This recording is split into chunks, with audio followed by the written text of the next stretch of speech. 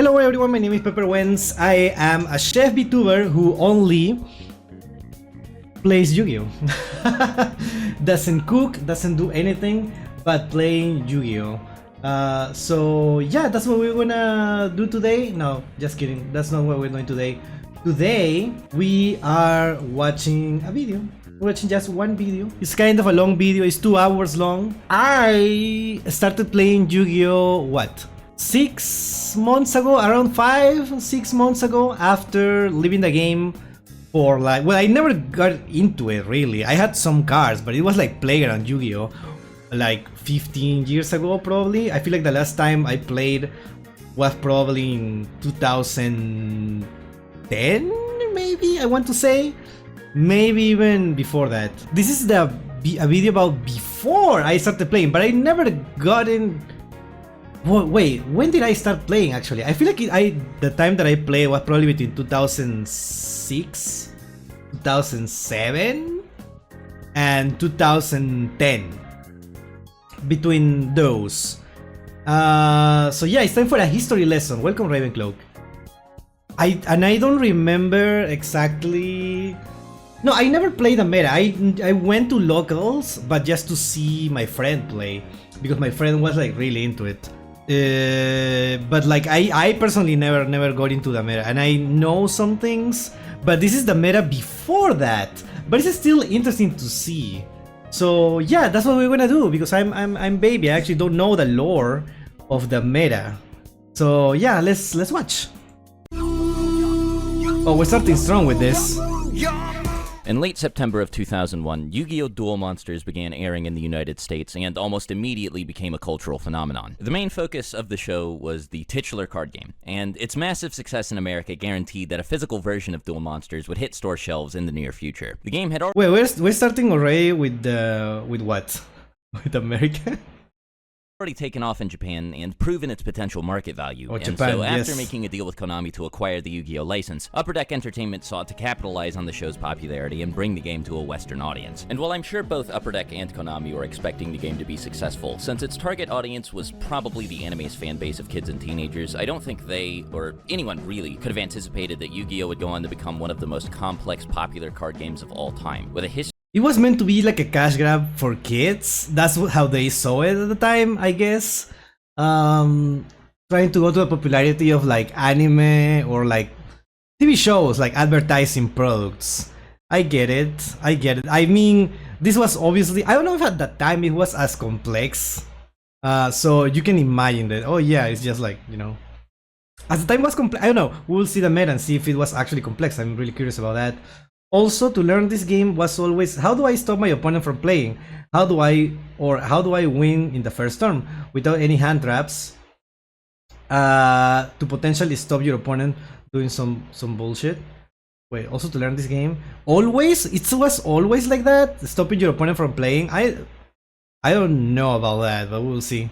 History and lore 18 years in the making, and just as deep as the one present in the anime and manga it was based on. While the only experience many people have with Yu-Gi-Oh! Comes from playing the game casually when they were younger, behind the scenes there has always been a fiercely competitive, dynamic, and perpetually evolving metagame. This is the story of Yu-Gi-Oh!'s competitive landscape, and how its many eras were defined by the strategies that dominated it, cards that would take the game by storm, and most importantly, its base of dedicated, creative players both willing and able to push the game to its absolute limit. I really want to know about our like first competitive players. Like how did they do it? Like that actually sounds insane to me, because this game wasn't meant to be like that highly competitive, right? At the start, maybe, probably. Well, maybe Magic was at the time, so you can kind of see like, oh yeah, we can make it like that. But I'm still like really like surprised, but also happy for them. I'm also very interested in the first people that try to play this game competitively. So yeah, let's see. Wow. Wow. A complete history of the Yu-Gi-Oh! Meta Part 1. From 2002 to 2005. Alright. March 2002. Chat, what were you doing in March 2002? Chad, what were you doing in March 2002? Let me know in the comments what you were doing in March 2002. Me, I was probably at school. At school, yeah, probably, yeah. The Yu-Gi-Oh! Trading card game made its debut outside of Japan in March of 2002 with the release of Legend of Blue Eyes White Dragon, and my birthday, but for that year, 2002. Interesting. just like the anime had about 6 months before this, the game almost immediately exploded in popularity. Pretty much everyone started playing it. Like, it wasn't just a nerd thing, it wasn't just like a weird person thing. The people that were playing sports are doing it. I mean, boys and girls were all playing it. It's pretty much the entire like classroom was playing it. At this point though, I like how it wasn't a nerd thing, it was a weird person thing, which is very different. The options were basically good stuff pile, where the deck was practically just the limited list itself, or be that guy on Scientist FTK, Dagger FTK. Oh, I love how that sounds. I want to see that. the game's appeal, while widespread, was still mostly casual, so there was no metagame to speak of yet. There was like no rule book or anything. LOB There was no didn't rule really book? come with anything except in packs, so you really had to talk to the store owner to really get some info about the game. But it really was like the recess meta. None of us had sleeves. None of us really had deck boxes. You know, you got the rubber band around your deck. Oh, the rubber band!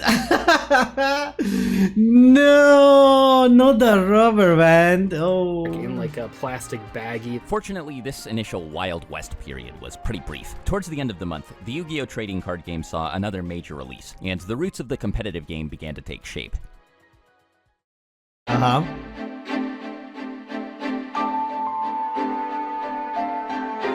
Although the Legend of Blue Eyes booster set was responsible for introducing many people to the game, The the release structure of the deck. Kaiba and Yugi starter decks starter was deck. what really propelled it into the mainstream. Yugi Kaiba format, that's like when, you know, a lot of people first got into the game, they got I'm sorry, the Yugi Kaiba format sounds insane.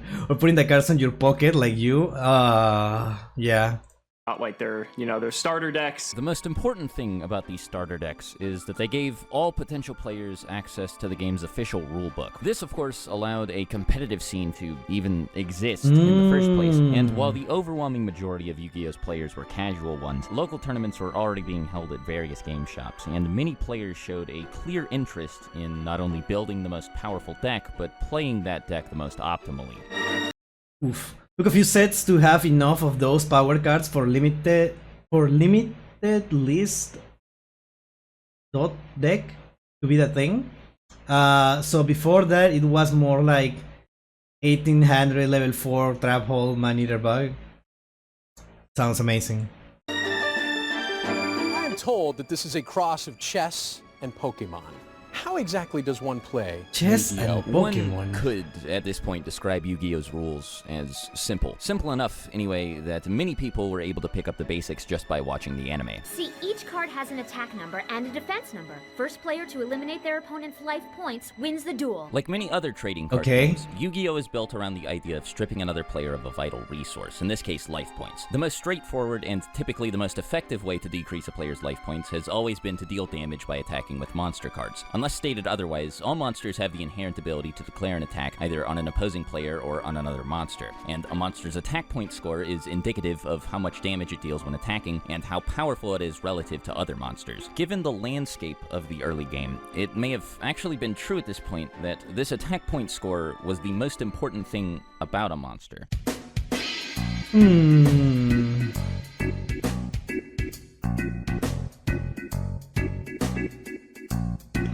This looks so so artistic.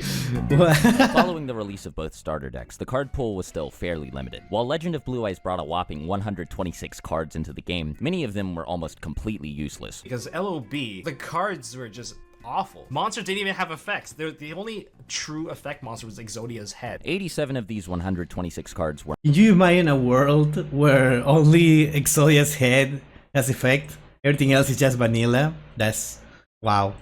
monster cards, and of those, 82 were either normal monsters or fusion monsters with no effect. Starter decks Yugi and Kaiba collectively added 59 more cards into the card pool, and 35 of them were also normal monsters. This meant that most of the available monsters were clearly and undeniably worse than the truly exceptional few worth playing. La Jin was like a beast. 1800 beatdown, let's go. La Jin, the mystical genie of the lamp, was a level 4 monster with 1800 attack points, making it the most powerful monster a player could summon without tributing other monsters. That means you have to play 3 of these, always, right? Since the game prohibited players from playing any more than 3 copies of the same card in their deck, other weaker monsters like Neo the Magic Swordsman and Battle Ox, level 4 monsters with 1700 attack, were played alongside Legion as they provided more consistent access to powerful monsters that could be normal summoned immediately. Giant Soldier of Stone and even occasionally monsters like Aquamador and Mystical Elf saw play due to their high defense values. 2000 was, after all, the highest baseline stat printed on a level 4 or lower monster by far, but cards like these could typically only be used defensively, or as setup for the future summon of a monster like Summon Skull. What a jump scare. I have battle logs. I feel like most people had those cards, like at least fake cards, or I don't know, because there was like the ones that everyone had, right, at the time. Wow, Summon Skull! It's the coolest thing ever! Oh my god! Skull was very strong, one tribute monster that was the same attack as a Dark Magician. While it certainly would have been cool if the format had been split between people playing Dark Magician and people playing Blue Eyes, Dark Magician was made obsolete by the level 6 Summon Skull. Summon Skull had, without a doubt, more attack points than any other 1 tribute monster in the game, and was even more powerful than many 2 tribute monsters like Gaia the Fierce Knight and Red Eyes Black Dragon. Wow. Blue Eyes, on the other hand, was, with no caveat, no asterisk, the most powerful monster in the game, but this came at the cost of it being much more difficult to summon. Virtually Summon invincible. Skull was the more likely of the two to actually make its way onto the field, but if a person could manage to summon Blue Eyes, there wasn't a single monster that could kill it in battle aside from another copy of Blue Eyes. While these powerful normal monsters were the bread and butter of most early decks, they weren't the only monsters that saw competitive play. As few of them as there were, effect monsters did exist at this point, but many It was flip monsters, right? Most of them were flip monsters. Black Hole exists. I'm sure we will be what's the name? Rubindale will tell us about the spell and trap cards, but definitely there were spell and trap cards, and I assume there was something like Fissure or Black Hole, right? I don't know if, or Raigeki, right? Things like that. I don't know if those were in the first pack. Flips and the Goat, Wall of Illusion. Many of them had effects that just weren't powerful enough to make up for their lackluster stats. Of the 13 available effect monsters, only 4 were truly useful, and even though it was still powerful, the weakest of these 4 was probably Hain. Hain, like many other early effect monsters, has a flip effect, meaning that its effect only activates whenever it's flipped face up, either by the person who initially summoned it face down, or as a result of being attacked while face down. Hain's effect allows a player to put any monster on the field back in the hand of its owner, which again was fairly powerful, but it was in most cases a strictly worse version of either Wall of Illusion or Man-Eater Bug. Oh well. Oh, that's the Man-Eater Bug. Hear me out, chat. Illusion was arguably the best of the 4, as it had both a powerful effect and a respectable stat line. Its 1850 defense stat made it powerful enough to survive being attacked by anything that could be summoned without tributing, and on top of that, it would always at least temporarily remove anything that tried to kill it from the field. It effectively served the same purpose as Hain, but unlike Hain, it would usually remain on the field after being attacked due to its high defense stat, and it was also able to remove multiple monsters from the field, since its effect was not a flip effect and instead went off whenever it was attacked, even if the attack destroyed it, and even if it had already used the effect before. This made removing it from the field through battle incredibly annoying, as the only monsters powerful enough to do it had to be tribute summoned, and even if they were able to destroy the Wall of Illusion, they would be returned to the hand afterwards, and their owner would need to go through the process of tribute summoning them all over again. Man-Eater Yeah, that's what you were saying, right? Honestly, because Man-Eater Bug destroys, putting them back into the hand was probably better. Yeah, in case of like what, Monster Reborn or something like that? Or like What is that? What is that? The one? Call of the Haunted? Maybe? Something like that? I don't know. Bug and Trapmaster, the last of these four, were, like Hane, flip monsters with removal-based effects. They actually seem to be part of a 3-card series along with Armed Ninja, as each of their effects targeted and destroyed one of the game's 3 core kinds of cards: monsters, magic cards, and trap cards. Nobody played Armed Ninja because most powerful magic cards weren't worth setting face down, and with the sole exception of Swords of Revealing Light, didn't remain on the field after being activated. The ability to destroy monsters and trap cards, on the other hand, was extremely powerful, and more than made up for the pitiful attack and defense scores of both Maneater Bug and Trapmaster. Maneater Bug, Legend, and Wall of Illusion were the game's first true staple monsters, and found their way into many decks, both competitive. The first staples, chat. The first staples. That's crazy. No way, dude. Hello, Young Maker. Welcome, welcome. Hello, Laser. Welcome, welcome, welcome. Most Reborn, and I forget when Premature Boreal came out. Oh yeah, the goofy text was weird. Yeah, totally. They are on the staple list. Yeah. Competitive and casual alike. Trapmaster wasn't quite as omnipresent as any of these cards, but it was still popular among competitive players due to the power of trap cards. Ooh, we want to talk about trap cards.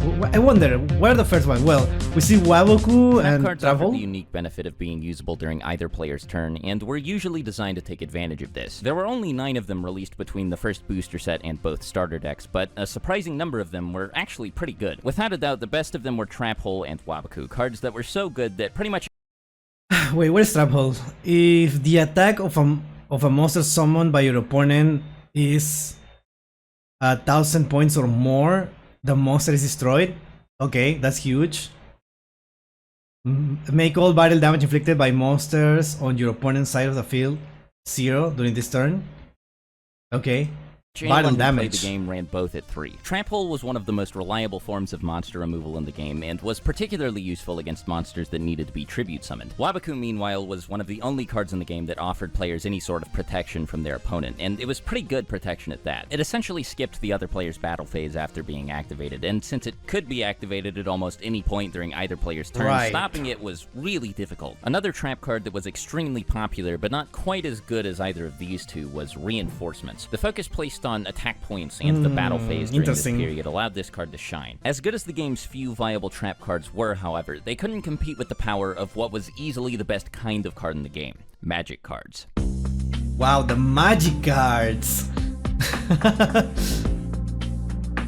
Oh, Source of Revealing Light. Fisher. Wait, yeah, we have Fisher. Like trap cards, magic cards had effects that were, at the time, typically much more powerful than those given to monsters. Unlike trap cards and even flip monsters, however, magic cards can be activated immediately, with no setup at all required from the player. This made them inherently more powerful than most monsters and traps, for the simple fact that they were much, much faster. 2 of the most popular early magic cards were Fissure and Swords of Revealing Light. These Wait. Destroys one opponent's face-up monster with the lowest attack. Okay, well, that is not as reliable, but sure.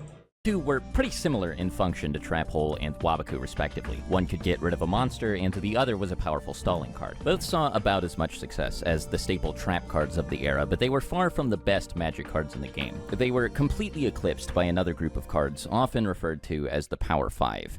The Power 5? What the hell? Also, yeah, I know there is only part 1. This video came out 3 years ago, but there is only part 1. Part 2 never came out. Hopefully it will come out one day, but yeah, I still wanted to see it, to watch it. Oh my god. Oh yeah, there is Raigeki. And it's so hype. I love this, dude. It's amazing. That will destroy all These weren't monsters. just the most powerful magic cards in the game. They were, by a wide margin, the most powerful cards in the game. I mean, these cards are iconic, right? Those are like classic. Any deck that included them was better for it, and so they were played by pretty much anyone who had access to them. They were so Yeah. powerful, and so widely used, in fact, that they led to the creation of the game's first forbidden and limited list, where many of them have remained for the entire life of the game. Yu-Gi-Oh! Banned. Okay. The first edition of this list went into effect at the beginning of May, but it didn't actually ban any cards. 10 cards were limited and 2 were semi-limited. The first 5 cards to be placed in the limited section were the 5 pieces of Exodia. Okay. While these cards did act as an alternate win condition, they have almost never been at the center of any of the game's most powerful decks. It was probably for the best that they were placed here, but it's hard to say that this had a substantial effect on the metagame. What ended up being far more impactful was the decision to limit the previously mentioned Power 5 Magic cards. I can completely understand why these cards were all limited in the context of 2002 Yu-Gi-Oh! Just because these are game/format warping cards for the time. When you have a card that literally just says destroy all monsters on your opponent's field, it's crazy, right? And yeah, it's so funny that a card that literally just says draw 2 cards was limited, but like now in modern Yu-Gi-Oh! Sense is banned. That just goes to show how powerful drawing cards is in this game. The 2 cards placed in the semi-limited section were also Magic cards. While card destruction was not omnipresent in the early metagame, it may have been problematic if everyone could play 3 copies of it in their deck. This card in multiple quantities hypothetically makes it very easy to force another player to lose by decking out, and that aside, it was also occasionally played as a powerful draw card since Pot of Greed was now limited. Swords was a pretty big deal because unlike Wabaku, it allowed players to stall for 3 turns instead of just 1. Like, stalling 3 turns was like, oh, I can draw into my Raigeki. This ban list was the last major event of Yugi Kaiba format, which meant that the game was able to stabilize over the course of the next month. With Dark Hole and Raigeki limited, Fissure had become the most consistent way to get monsters off of the field with a card effect. It was one of the most reliable ways to get rid of a Wall of Illusion without attacking it, and it also made committing to a tribute summon too early very risky, which led many players to wait to summon their deck's boss monster until they had at least 2 monsters already on the field. That's crazy. Imagine actually having to think about the order of you summoning your stuff because of this card in particular. It kind of sounds like Nibiru right now. Like you always have to think, oh, that's my 5th summon. I should be careful. This is one of a handful of reasons that Summon Skull Beatdown ultimately became the best deck of the format. Setting up a field of 3 monsters before summoning the Blue Eyes was pretty tough, and in many cases, even if a player properly played around Fissure, their Blue Eyes would just get destroyed by Trap Hole, or perhaps even Raigeki or Dark Hole. For this reason, those truly dedicated to making Blue Eyes work often played Lord of D and the Flute of Summoning Dragon, cards that could help bypass the need to tribute monsters entirely. A handful of other cards were experimented with and saw scattered success throughout this period, but none would stick around for long. Yu-Gi-Oh! Was on the verge of its first major shakeup, brought about by the June release of its next core booster set. Metal... what? Brave? Bear? Metal Raiders added a staggering 144 cards to the game, and thus nearly doubled the available card pool. Of course, not all 144 were actually good, but given the sheer volume of new cards, the game was bound to see a noticeable leap in power. While beatdown decks, and Summon Skull beatdown decks in particular, continued to dominate the meta, the cards added in Metal Raiders almost completely changed how these decks and... Oh yeah, no, now that's a game changer. Huge! Sangan and Witch of the Black Forest. Yeah. were played. Solemn Judgment! That's crazy. Surprisingly, this set's magic cards were actually largely overshadowed by many of its new traps, which brought with them the idea Mirror of a brand new Force! form of interaction, negation. You activated my trap card actually started to matter. Unlike, for example, Trap Hole and Wabaku, these were not cards meant to respond to one action or effect with another. The purpose of these new cards was to prevent certain things from happening. The counter traps. Negate 1 card, negate 1 trap card, negate 1 monster summon. Negate 1 magic card, negate 1 attack. Entirely. There were 5 new cards with a negation clause in this set, and 4 of them in particular were designed to negate individual cards. All of them were Oh, you're right, this was a month later. That's crazy. counter trap cards, meaning that they couldn't be responded to once they were activated except with other counter trap cards, and they all allowed the player to trade some of their resources in order to completely negate the activation or summon of another card. Jesus.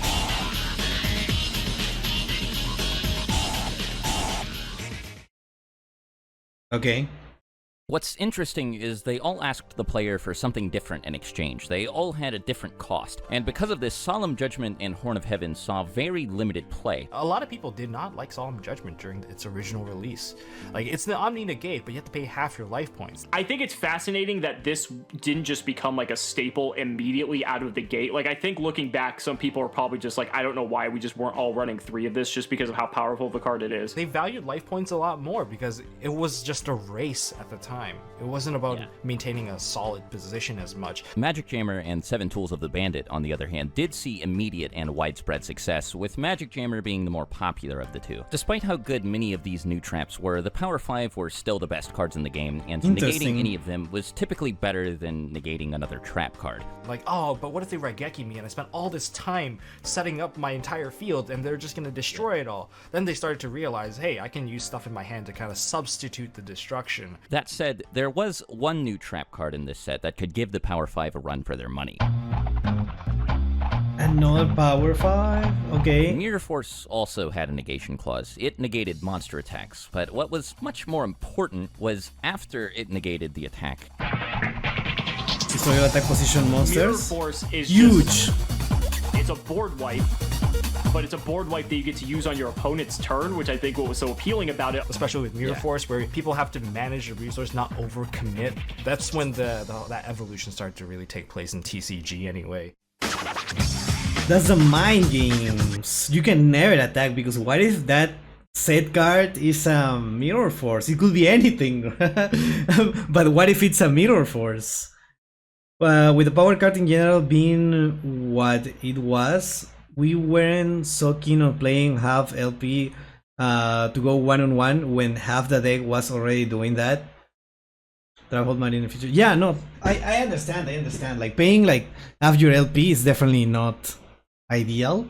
I still think it will be like a last resort card. Maybe, I don't know, but you don't want that, right? You don't want to draw that at the start. It's really telling how fast people were able to... Oh yeah, sorry, I already read that.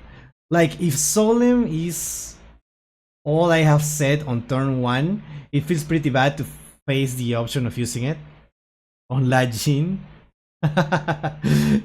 Yeah, I guess so. Unless you know you can guarantee a better board after that. But I don't think the game was fast enough to do that. It's still good, but that's how we thought of it at the time. Yeah, I see it. The monsters added in Metal Raiders were just as, if not even more impactful than the new traps. First of all, there were 2 new monsters that challenged La Jin's position as the game's most powerful level 4 monsters, 7 Colored Fish and Dark Elf. These two... Then people realize that it doesn't really matter, because if you can just stop your opponent from doing stuff, you could kill them easier, and they couldn't do anything because they will need to draw into an out. No, yeah, I mean...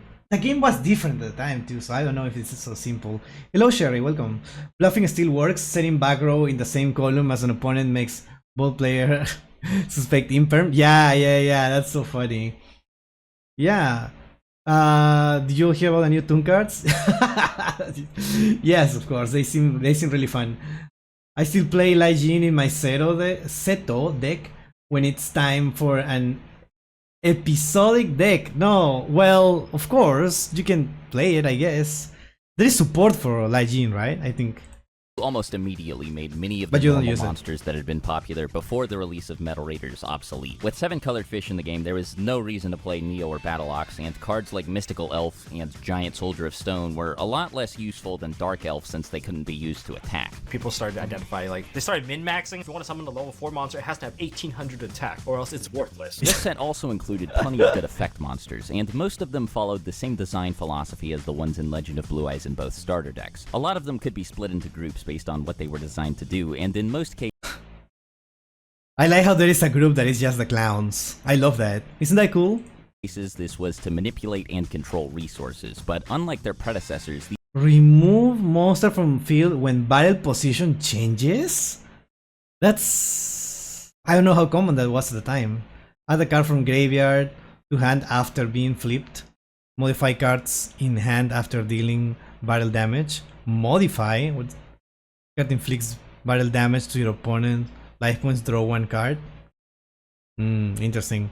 Add monster from your deck when From deck to hand when sent to the graveyard. These Okay. new cards didn't always do so by removing cards Clown from the field. Control? Magician of Faith and Mask of Darkness, for example, allowed the player to recycle magic and trap cards respectively. Equal as these two may seem, Magician of Faith was definitely the better card here. Since magic cards can be activated immediately, recycling them is a lot more effective than recycling trap cards is. Also, at this point, magic cards were just generally better than traps anyway, and most of the good ones were limited to 1 copy per deck. Because of all of this, she was good enough to become a metagame staple, and many people chose to play the maximum 3 copies of her in their deck. While we're on the subject of spellcaster type effect monsters, there was another really good one released in this set. Oh. This is why I don't see Edison format as what people actually call. Yeah, because they understand the game differently now. She and Sengen mostly did the same thing. They could search the player's deck for pretty much any monster they wanted, so long as that monster had less than 1,500 attack points in Sengen's case, or less than 1,500 defense points in Witch's case. Even though the card pool was very small at this point, these two had a vast range of search targets. They could even search for each other, and triggering their effects wasn't difficult at all. None of the other effect monsters released in this set were anywhere close to as popular as Sengen, Witch, or Magician of Faith, but there were still a handful worth mentioning. Crass Clown and Dream Clown saw occasional success as the focus of the brand new Clown Control deck. Where you're actually trying to like. I can't believe Clown Control is a thing. It sounds so funny. Oh my protect god. your clowns and switch them back and forth from defense, attack, and pop things while also using resource cards like Sanganon, which I believe that's one of the other decks that pops up during this era. At the same time, White Magical Hat and Masked Sorcerer laid the foundation for hand control, which was nowhere near as powerful as it would eventually become at this point, but saw light experimentation in a meta that was still mostly dominated by Beatdown and Dragon Rush. The main thing that kept these monsters out of the spotlight was their stats. Unlike most of the other staple effect monsters of the time, these cards didn't do anything upon being sent to the graveyard. In order to get anything out of their effects, players actually needed to keep them on the field, and doing so was pretty difficult when cards like Legend, Dark Elf, and 7-Card Fish were all over the place. The clowns could be protected by cards like Wabaku and Mirror Force, and their effects could be used to get rid of any monsters more powerful than them, but there weren't a lot of ways to reliably trigger White Magical Hat's effect. There were a handful of halfway decent equipped magic cards released in this set that provided monsters with pretty substantial attack point boosts, but none of them were as strong as they needed to be to turn White Magical Hat into an actual threat. There wasn't enough to really buff him up yet. You don't have actually to spare, but like people do start to get the idea that like if I can do that, it's great. The best magic card in the set, without a doubt, was Heavy Storm. This card is Dark Hole, but for magic and trap cards, and it was invaluable for dealing with problematic pieces of disruption like Trap Hole and Mirror Force. Heavy Storm taught people how to be conservative. It ended up making it to where you just can't set infinite back row. It's like you always have to fear and respect Storm. Because while Heavy Storm was in the format, if you went like set 5 pass, Heavy Storm was going to literally just obliterate you. As with the previous batch of cards, many of these new cards were strong enough that it called for an update to the ban list. In July 2002, just 1 month following the set's release, Mirror Force was limited, and Sengen, Witch of the Black Forest, and Heavy Storm were all semi. Wait, just semi-limited. Interesting. And limited Mirror Force makes it like more hype to use it, honestly. It makes it like more like a special, like you think more about it. It's just, it could be that one Mirror Force in their deck. It could be the one Mirror Force. Oh, something that people are not saying here is like at this time there wasn't a limit of cards that you can have in your deck, right? You could have like an infinite amount of cards in your deck, and there was also like a minimum. I don't think so, right? I don't remember if that was mentioned in the video, and I also don't know. But I know that the change for the limit amount of cards happened later. But I'm sure there was always minimum amount, which was 40 cards, right? Right? White Magical Hat retrain will go hard. Yeah, I can see this. Oh, do we have a Sangan retrain? I mean, we probably do. It's just like probably not popular enough. Don't salute trigger on opponent's turn because of drink goat. And yes, we're getting an actual clown control deck now. Yeah, in what's it called?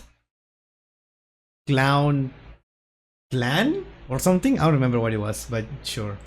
limited. As was the case before, most decks were largely composed of a bunch of the same good staples, and only really diverged when it came to a handful of individual cards. That said, Beatdown and Dragon Rush were still different enough that they were given different names, and both were still all over the place. There was now an even more noticeable slant in favor of Beatdown, as the consistency gap between these decks had grown wider. Witch of the Black Forest could grab Summon Skull straight from the deck, and Magic Jammer could negate the Flute of Summoning Dragon. Now that Mirror Force was also a part of the equation, actually keeping a Blue Eyes on the field was slightly more challenging, and while this applied to beatdown players as well, it was a far less serious problem for them due to how much easier it was for them to summon their boss monster. Dragon Rush This was, yeah, before the 20,000 card deck. Yeah, no, of course.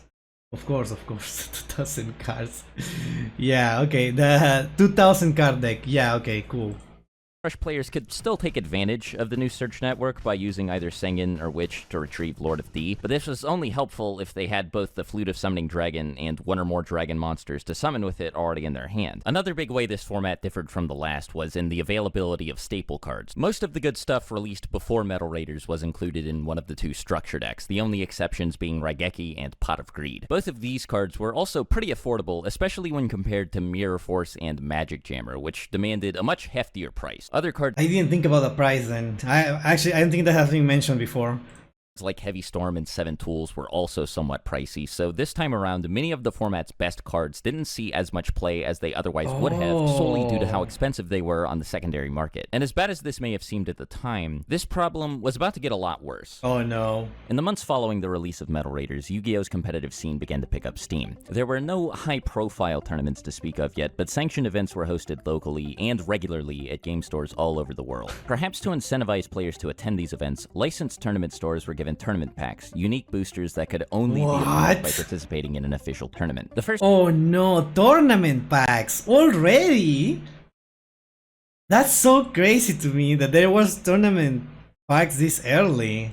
tournament pack entered circulation on September 1st, and it introduced 30 new cards to the game. 30? Most of these new cards weren't any good. As a matter of fact, all of them were pretty awful, except for one. Oh no, that's the guy. That's the guy with 50 more attack. No. If you played Yu-Gi-Oh back in the day, you understand Mechanical Chaser's legacy. 1850. The one card to beat Lejin That's huge. by 50 points. And for the longest time, that mattered a lot. Up until this point, the player base may have taken for granted how accessible the game's best monsters had been. 7-colored Fish and Lejin were anything but expensive, even though the metagame had practically been constructed around them. Of course, this was only true because they were easy to get a hold of, and Mechanical Chaser quickly proved that. But the thing is, no one could really get their hands on this card because it was a tournament pack card. Tournament packs only came with 3 cards per pack instead of the usual 9, and they were also less likely to contain foil cards. To put things into perspective, Axe Raider is a card that would have been outdated by the time the first starter decks came out, but because of how rare it was more expensive than many of the best cards in the game. Axe Raider was a really expensive card when it first came out. Mechanical Chaser, on the other hand, was actually really good, and it was even more rare than Axe Raider was. $200. As minor as the attack difference... Chad, no. Imagine paying $200 for Mechanical Chaser. No way, dude. And then Gemini Elf and Boar's Raider later came out. Oof. May seem. Mech Chaser was essentially a better version of a card that had been the bread and butter of competitive play all the way up until its release. It was bound to have a noticeable effect on the game. However, seeing as each copy of the card was worth $200, it was pretty rare to run into somebody who played one, much less 3 of it in their deck. Imagine being the guy that plays 3 of this. Holy. The advantage that these few players We're had over now the rest of the homeless. player base was pretty substantial, though. It was just a landslide. So I have this guy from my locals named Kyle Miller, and he got Of course, he's someone named Kyle. Of course. hold of 3 Mechanical Chasers. Kyle started to go over to these 50-60 man tournaments, taking down like every single one, winning full boxes. And Billy only remembers the frustration of running into Really? Mech Chaser time and time again, and it just being this money wall. Dude, no way. That is the saddest thing ever. Like actual pay to win. 2 weeks after the release of the first tournament pack, Magic Ruler made its way onto store shelves. While Metal Raiders did much to expand the game's pool of viable trap cards, as its name implies, this set was heavily focused on Magic cards. I see Relinquish in there. Oh, MST. Oh, Confiscation. Oh my god, that painful choice. The Magic King's booster set may have seemed like a bad idea at the time, since for it to be any good, it would have to include at least a few Magic cards as strong as the Power 5. Against all odds, Magic Ruler actually pulled this off by introducing 5 Power Play Magic cards of its own. The 3 most famous cards in the set, Confiscation, Delinquent Duo, and the Forceful Sentry, all Wait, the Forceful Sentry? Look at your opponent's hand, select 1 card among them, and return it to the deck. Is this banned? This is banned now, right? I think so. Confiscation. Is it also banned? Looking at your opponent's hand, huge, obviously. all allowed the player to remove cards from their opponent's hand. Delinquent Duo was technically the best, since it discarded 2 cards at the same time. Random? Delinquent Duo, I don't know who in testing thought that card was okay. Like, Delinquent Duo was such a degenerate card. All 3 are Rather than banned? just playing your own game, you're just not letting your opponent play at all. They have to lose 2 cards right away, so your starting hand is now 3 cards. But the others had the advantage of letting the player choose which card they wanted to get rid of. I'm just gonna look at your hand and get rid of your card. Confiscation, even though it only rips 1, the hand knowledge that you get from your opponent is almost better than ripping out a card with Delinquent Duo. So, like, that's a debate that's been going on forever. At this point, I don't life think it's a points is debate. starting to matter less and less, and people are realizing that, hey, control is probably the way to go. As long as you have at least 1 life point left, you don't lose. And that's like what Magic really pushed for, like Confiscation. A lot of these cards, they have life point cost. Painful Choice was a few years ahead of its time, but it was by no means bad because of this. It could turn itself into any one of the 5 best cards left in the player's deck, and with the help of already popular cards like Monster Reborn and Magician of Faith, it could give them access to 2 or even 3 of the 5 cards. If you have 5 ideal targets to put into your hand, you can just put out all 5. Painful 5 Choice really ideal doesn't take its targets. own towards chaos, I want to say. But right now, people are trying to figure out, can I use it with Magician of Faith and make it worth it? Finally, there was Snatch Steal. Unlike most equipped cards, Snatch Steal didn't do anything Huge. to beef up the monsters of the person playing it. It was actually meant to be equipped to an opponent's monster, at which point control of the equipped monster would change. Though Snatch Steal was certainly the best equipped card in the set, it wasn't the only good one. Magic Ruler included a handful of others, and among them the best was Axe of Despair. Simply put, This always is an Archfiend card? Huh? It's equipped monster games attack. 1,000 attack, holy. this was as good as it got in terms of cards that boosted attack points, and unlike Stimpack, it didn't have any glaring drawbacks.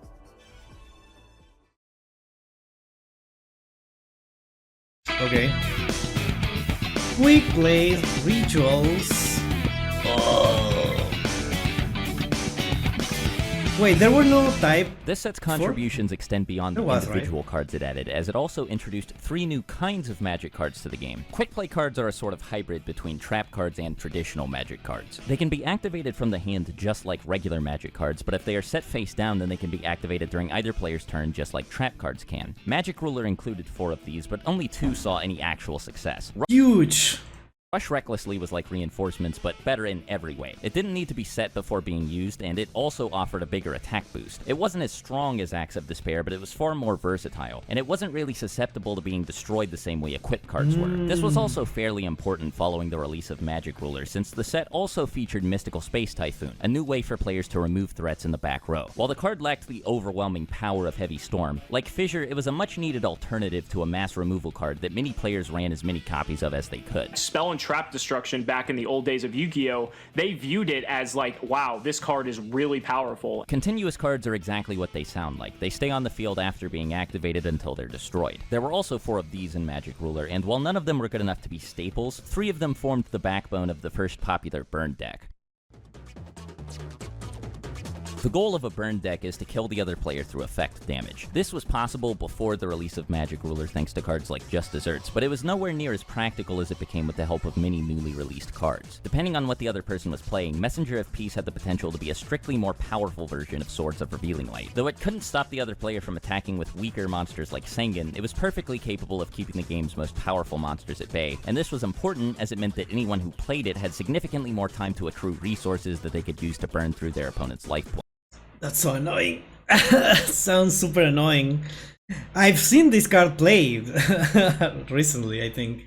Cards like Ukazi and Just Desserts were obviously effective enough at this, but they couldn't hold a candle to Toll and Chain Energy. Oh my god, So for those of you Toll! that don't know, Was Toll for good? Chain Energy, either player now, no matter Hello, what Exa. they want to play, is going to have to pay 1,000 life points to normal summon, special summon, set, or activate cards from his or her respective hand. Oh, God. Oh boy, our opponent drew Toll. So each player is going to have to pay 500 life points to advance on that game state. What a combo. Enjoy only playing 5 cards, by the way. This is really edgy game state. Like, holy shit. This might go to deck out. The set's most interesting additions to the card pool were ritual cards. Ritual monsters were a brand new kind of monster that could not be normal summoned and instead had to be special summoned through the use of ritual magic cards. While this was cool in theory, in practice the ritual summoning mechanic was deeply flawed. Most of them had no Hungry Burger! Imagine if they made a whole archetype on Hungry Burger. That would be so cool, right? effect, and to summon them a player needed a lot of resources readily available. Like rituals just mechanically, and this is like before we got a lot of the stuff we have now, but like it's a 3-card investment. Well, technically 2 because you keep the ritual monster, but you need to specifically have your ritual monster, your ritual spell, and then a monster to use as tribute for the ritual spell. So you use the ritual spell and the monsters, you neg 2 to summon the monster. This created numerous issues with consistency, as oftentimes a player would have one or the other but not both. Then on top of that, the player needed to tribute other monsters as part of the process, all to summon a card that offered nothing but an okay stat line. And it's like, this is all you're getting for your card? It's just, yeah. The only exception was Relinquished, who actually had an extraordinarily powerful huge effect. It was also by a wide margin the lowest level ritual monster in the game, which also meant that it was the easiest to summon. These things weren't enough to completely make up for the previously mentioned issues with ritual summoning, but it brought enough to the table that it was occasionally played. Only in decks built specifically to take advantage of it, however. I will play that. That's so awesome. Relinquish? Such a cool card.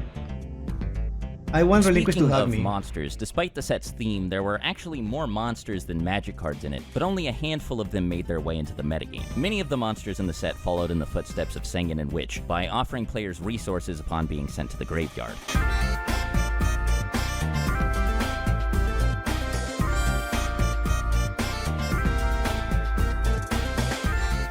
There were 6 different monsters that could all, upon being destroyed by battle, summon any monster of a specific attribute straight from the deck as long as the monster had 1500 or less attack. Theoretically, this was even better than what Sengen or Witch offered, since these This is already huge, I think, right? These cards are really good. effects summoned their targets instead of just adding them to the hand, but the many stipulations attached to the process kept most of these cards out of the competitive discourse. Mystic Really? Tomato stood out from the rest, however, and almost immediately saw moderate success, since its ability to summon dark monsters made it a direct pipeline to many of a player's most powerful tools. Nimble Momonga and Giant Germ did something similar, but were at least initially not quite as popular. Unlike the elemental recruiters, these cards only let players summon extra copies of themselves instead of picking whatever card they wanted, but in exchange the player was allowed to summon up to 2 monsters at once instead of just 1. Since Momonga summoned itself in defense position and also caused a bigger net swing in life points upon being destroyed, it was more popular than Giant Germ, but both were mostly ignored in favor of Mystic Tomato for quite some time. Momonga was certainly present in the metagame following Magic Ruler's release, but it wouldn't truly catch on until much later. I love Nimble Momonga. I played it automatically at this point, actually. Like, I caught on to it somewhat early. One thing people don't like is that you could draw 2. This is one of the first cards people start this guy. Well, you don't want to draw 2 of these. None of these monsters could compare to Cyberjar, though. Upon being flipped face up, it could wipe out an entire board and then give both players 5 cards split between their hand and field. Cyberjar is freaking crazy. I love the card, but it was really a double-edged sword. Like, giving your opponent 5 cards, giving yourself 5 cards, blowing up the entire field. Cyberjar to me is such a Yu-Gi-Oh card. Like, it is one of the most high variance, ridiculous effects I have ever seen in my life. Like, it's just like, there's no other way to put it. This card could not exist in any other card game. Fell out of love with Momonga pretty quick. Being the OG of having the Garnet problem. Really? How often could that come up? But I guess it's possible.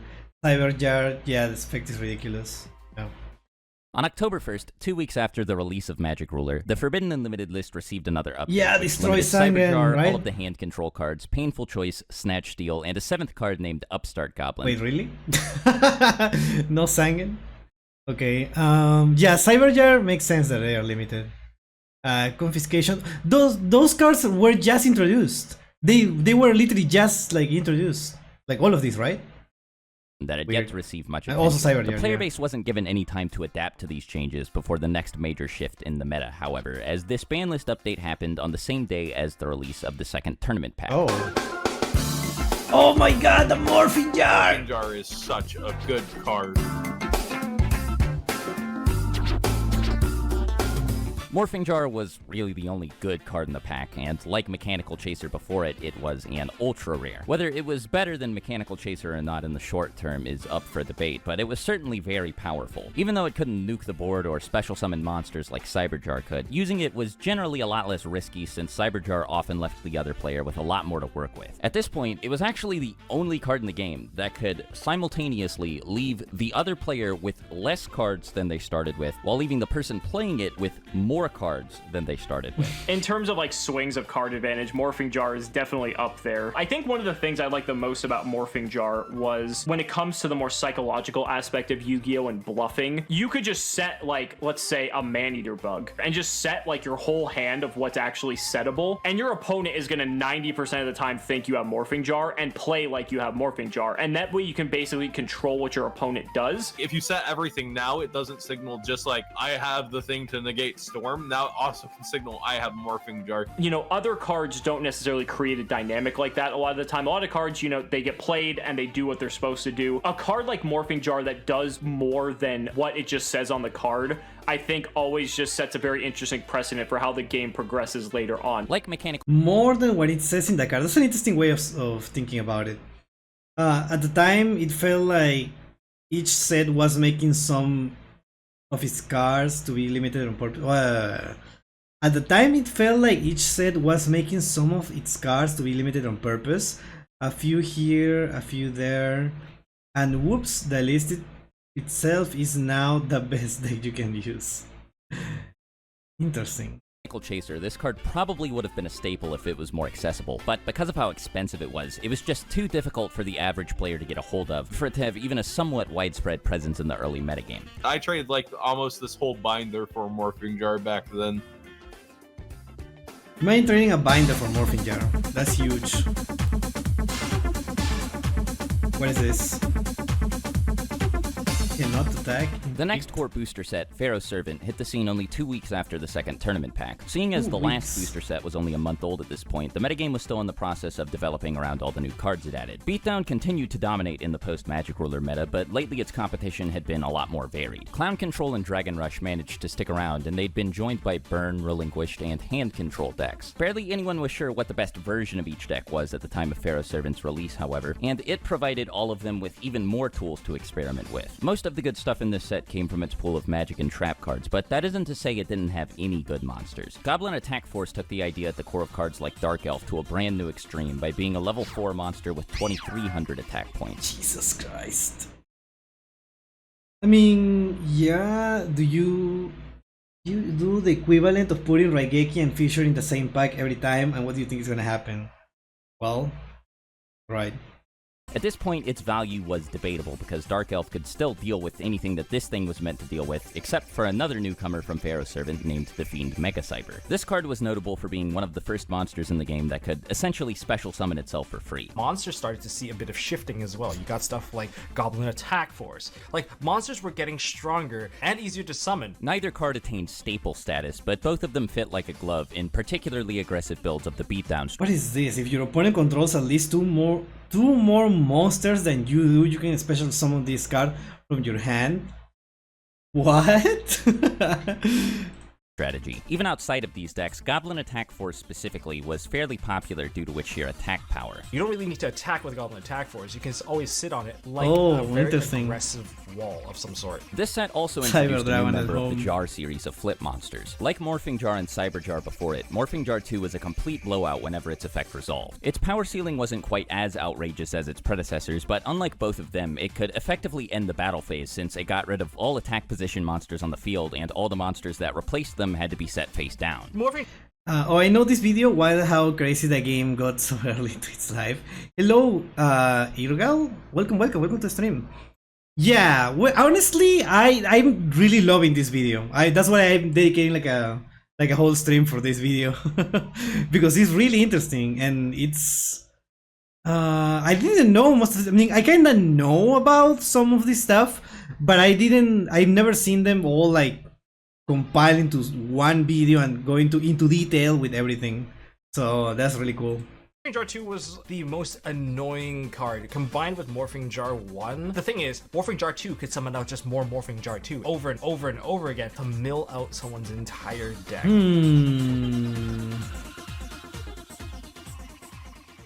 By this point, a lot of players had cut many of the low-level monsters that dominated the early game in favor of newer alternatives, but there still weren't any alternatives to the best of the original high-level monsters. This would change following the release of Pharaoh's Servant. I summon the mighty Jinzo!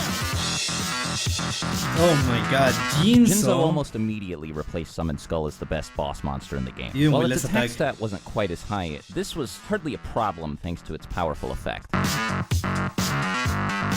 Jinzo is gifted with incredible scanning abilities! Trample, What is Waboku, this? and Mirror Force had always been pretty annoying pieces of disruption that made it really difficult to reliably tribute summon a monster. Like when you summoned him, it felt bad because it gets trapped. Oh my god, Pride Oxide, welcome to the stream. Hi, thank you for the raid. Welcome everyone, hello. My name is Pepper Wentz. I am a chef VTuber who doesn't cook, just plays Yu-Gi-Oh! And today we're watching the complete history of Yu-Gi-Oh! Meta. I haven't watched this video before, so we're learning a lot about it because I'm kinda new to the game, but not really. But I also really love Yu-Gi-Oh! So yeah. How was your stream, Pride? Welcome. You were playing Master Duel, right? How was your stream? How's everyone? Hello. Wait, hold on. Dude, I'm loving this video. We're learning a lot. I kind of want, this is making me want to play the old formats. Because it seems so simple, but at the same time, it's like more into bluffing, and I like that idea. It was good, just doing some viewer duels. Nice. Hope the video has been good. Yeah, thank you so much, Pride, for bringing your community. Really appreciate it. And if you're tired, you have to eat, drink, simple, he said. Rest. Feel free to do so, don't worry, and thank you so much. Give it a minute. Well, right now it's not like simple, like it's still like a very complex game. What I mean is like it's not as convoluted like with the combos, right? Which I personally enjoy, right? But not as much as turn zero things and board breakers and stuff. It was overcomplicated in its own way. Yeah, it was complicated, but it were like less actions per turn. That's what I mean. It's slower, but it's still like complicated, obviously. Yeah. Yeah. No, I follow Pride, of course. Yeah. I love using Jinzo when it came out, dude. Jinzo sounds like, I don't know how to explain it. I need to see like what else was in this format.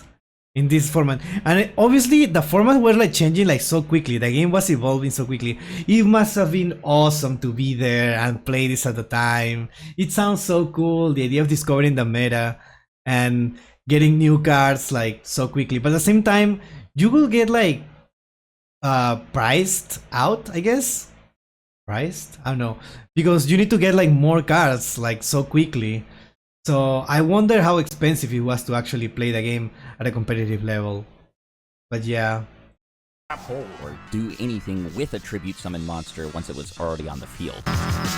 Jinzo didn't care about any of these cards. None of them could do anything to him, or even be used at all while he was on the field. This made choosing to summon him a lot safer than doing the same with other high-level monsters, which many players agreed was much more valuable than 100 extra attack points. Just off It was like being there for the sacking of Troy, I imagine. That's a crazy thing to say, but sure. Book of Moon gained some traction. Oh yeah, because I guess because Jinzo is such an important part of the meta, then you have to get like the quick plays spells. Interesting. Off the top of my head, Jinzo was probably the most impactful card in that set at the time, just because it really changed the dynamic with trap cards and with cards like Mirror Force. Yes, it was 100 attack less than a Summon Skull, but like, I mean, the payoff of not having to worry about anything in your opponent's back row, like, that was just monumental. Monumental. Interesting. Imperial Order in the same set as Jinzo. I activate Imperial Order for a mere 700 life points per turn. This card cancels out all your magic cards. Dude, that voice acting, I don't know, I always find it such a unique voice for that character in the dub. Pharaoh's Servant also introduced the ultimate foil to Jinzo, a continuous trap card named Imperial Order. This was, without question, the single best trap card released up to this point, even eclipsing Mirror Force in terms of potential impact. Order was frustrating all the way through Chaos, man. Your power cards are so many spells. Magic cards were still the strongest type of card in the game, just like they always had been, so the ability to deny another player access to them altogether was obviously very useful. Since it was a trap card, Order could also be activated in response to magic cards, allowing it to act as a sort of pseudo-magic jammer. Its optional maintenance cost also meant that, on top of everything else, the person playing it could get rid of it whenever they felt like it by simply choosing not to pay for it. Imperial Order, like right now, of course, we got the errated one where you can't turn it off manually, but back then it was just a free spell negation. You had like Solemn Judgment, Magic Jammer, but Imperial Order was like, you just activate this card, you just got a free negation and you don't keep it. Yeah, like you could choose when to turn it off, and that's what made it so powerful. The fact that now you can't is, I honestly think they should have made it that way in the first place, because it would have been a stronger balancing mechanism. Even to this day, Imperial Order is still played because spell cards are one of, if not like just the most powerful card type, because of just how much they allow you to do. And Imperial Order being just one of the biggest roadblocks in wanting to play spell cards, it's legendary. Jinzo was one of the only ways to deal with this card, since use. Order negated most of the back row removal that existed at this point. As a matter of fact, perhaps as a direct response to Imperial Order, Pharaoh's Servant introduced players to Dust Tornado. This was essentially Mystical Space Typhoon in the form of a trap card, which under most circumstances would have made it strictly worse. But the presence of Imperial Order in the metagame made this card a necessity, since it was, aside from Jinzo, one of the only reliable ways to remove the card from the field. That's so interesting. I never thought about why Dust Tornado needed to exist. I was like, yeah, that's a weird card, but yeah, it makes a lot of sense, because yeah, you need different type of removal. Interesting.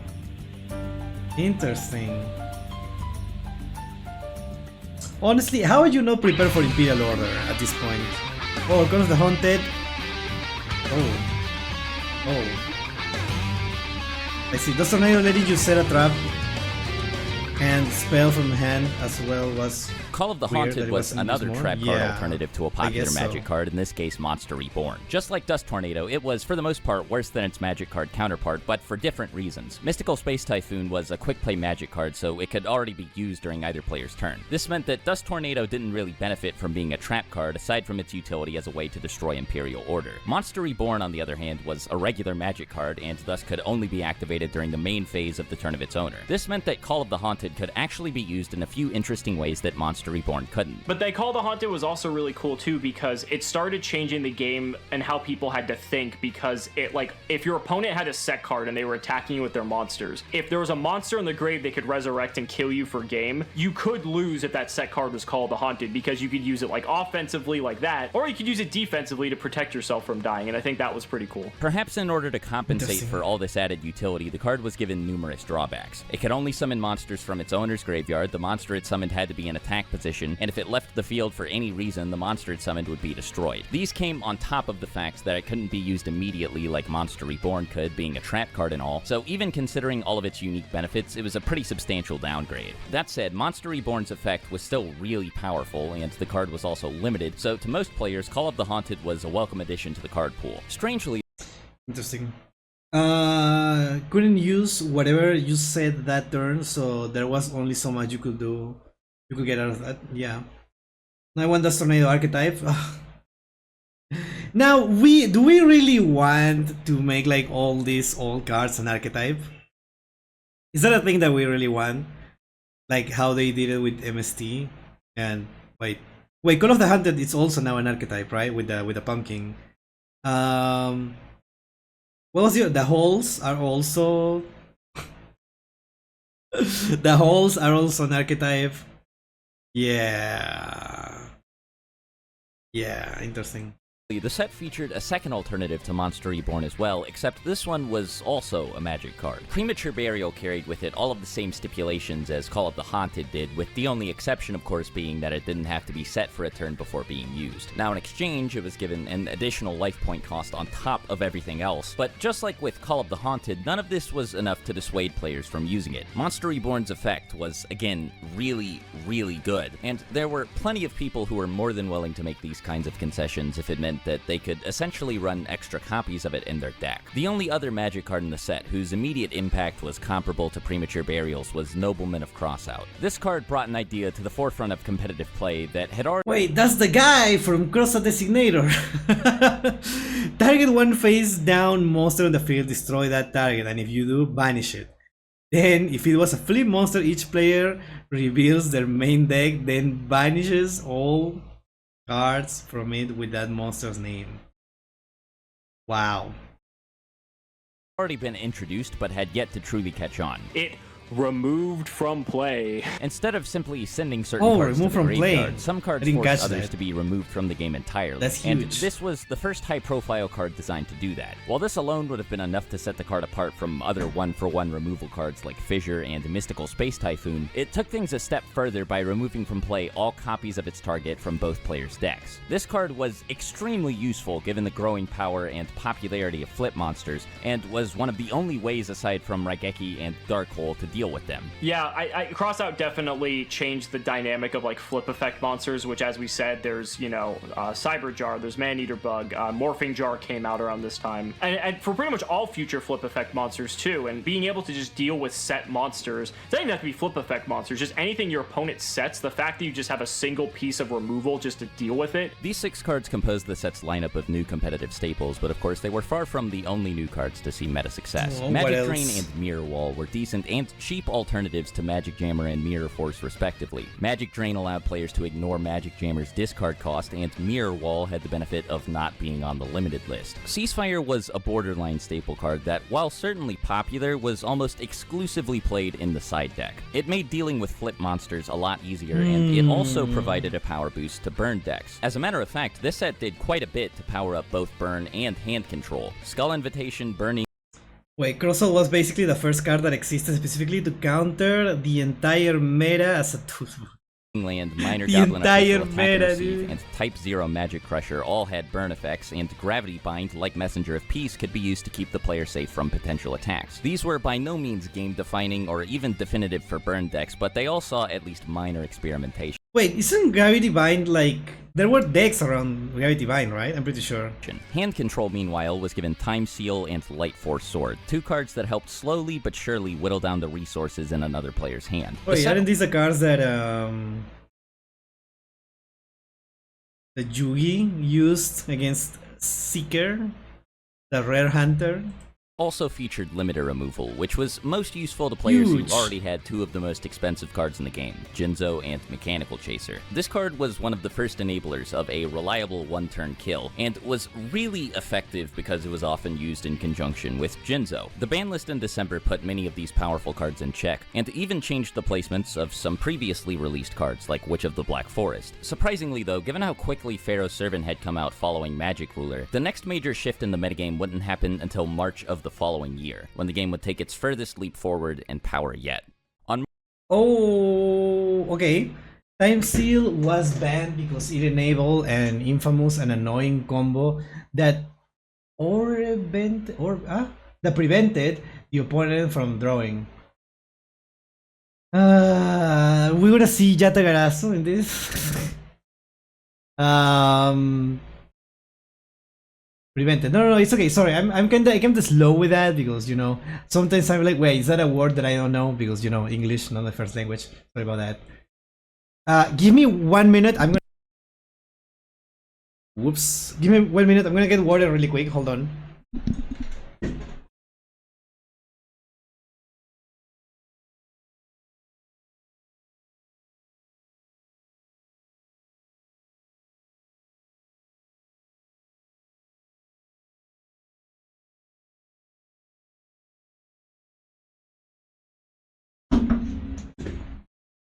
Back. No bird, feel bird, understand bird. Yeah, I want to see that. Hopefully we'll get to that. When was Cyber Dragon released? Probably in 2006 or something, right? I feel like that's gonna be like part 2 and everything revolves around Cyber Dragon. We'll see that. Yata before Yata. If you could... No, I know it was GX, I know. That's what I'm saying. But GX came out in 2005, right? Or 2004, I don't remember. But the cards, when did they came out to the TCG? I don't know.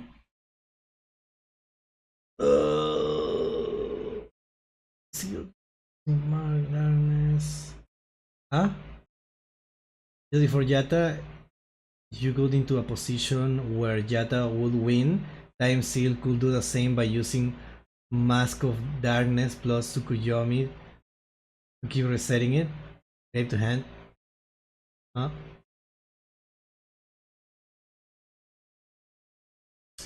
The deck will basically use the Mask of Darkness, which add a trap from deck to the hand. It's a flip effect, so they use Tsukuyomi, which put the cards face down to loop it. We're gonna see it. I'm pretty sure we're gonna see it. March 1st, Yu-Gi-Oh! Players saw the release of 2 new booster packs, Labyrinth of Nightmare and the much less impactful Tournament Pack 3. At first glance, Tournament Pack 3 may seem like a big deal, since Mechanical Chaser was reprinted in it as a far more accessible super rare. But it just so happened that Labyrinth of Nightmare made the card irrelevant with not just 1, but 2 new monsters. Gemini Elf? What is this? I love this A-thing, is so hype. I love it. I love it. Gemini Elf was a strict upgrade in terms of attack points, and so it became the new face of powerful level 4 monsters. Gemini Elf, like, you know, we have Mechanical Chaser beat now, hooray! The other card, Bazoo the Soul Eater, was a bit more interesting. Bazoo's effect let a player remove up to 3 cards in their graveyard from play, and its attack would go up by 300 points for each. The card was supposed to specify monsters in its effect, but due to a translation error, any cards in the player's graveyard could be used. This made it very easy to crank Bazoo up to 2,500 attack points, and if the player was low on resources, it could still, at the very least, trade blows with a Gemini Elf. Interestingly enough, this set also included a hard counter to Bazoo, Kaiku the Ghost Destroyer. Kaiku wasn't as powerful as Gemini Elf or even Mechanical Chaser, but it was one of the first monsters in the game to have both a high stat value and a powerful effect. Gemini Elf was like Super Saiyan 2. Everyone can be Super Saiyan now, so all the 1800 beat sticks, they all can gain decent effects now. You got stuff like Kaiku, where it just prevents the graveyard from being manipulated. Kaiku is a very interesting card because this was like La Jin power creeped like to infinity, you know? Kaiku could not only get rid of resources from another player's graveyard, but it also had an effect that prevented the opponent from removing cards in the graveyard from play, which by extension could stop Bazoo from increasing its attack points in the first place. Speaking of Bazoo, Kaiku also benefited from a similar translation error. At first they're mistranslated, and you can remove any card for these cards. So Kaiku could remove any 2 from the graveyard, Bazoo could remove any 3, and the trap card, most importantly called Skull Layer, could remove any cards from the graveyard to pop. So if you go read Skull Layer, it's along the same concept, and you remove from play any number, and instead of monster cards, it's cards. In your graveyard, destroy a face-up monster on the field whose level is equal to the number of cards. So for just 4 cards out of your graveyard, you can go pop any level 4 that's getting summoned. What am I reading? Remove any number of cards in your graveyard from play. Destroy 1 face-up monster on the field whose level stars are equal to the number of the cards you remove from play, but it could be any graveyard, right? No, it's in your graveyard. Okay, it is your graveyard. This is like the corrected version, right? Because, or am I misunderstanding? One more monster of note was Zombira the Dark. In a vacuum, without taking card price and availability into consideration, this card may not seem very good. But Gemini Elf was a secret rare, making it very difficult for the average player to get their hands on 3 copies. Zombira, however, was a common, and despite his many restrictions, he could kill 1, potentially even 2 copies of Gemini Elf all by himself. Huge.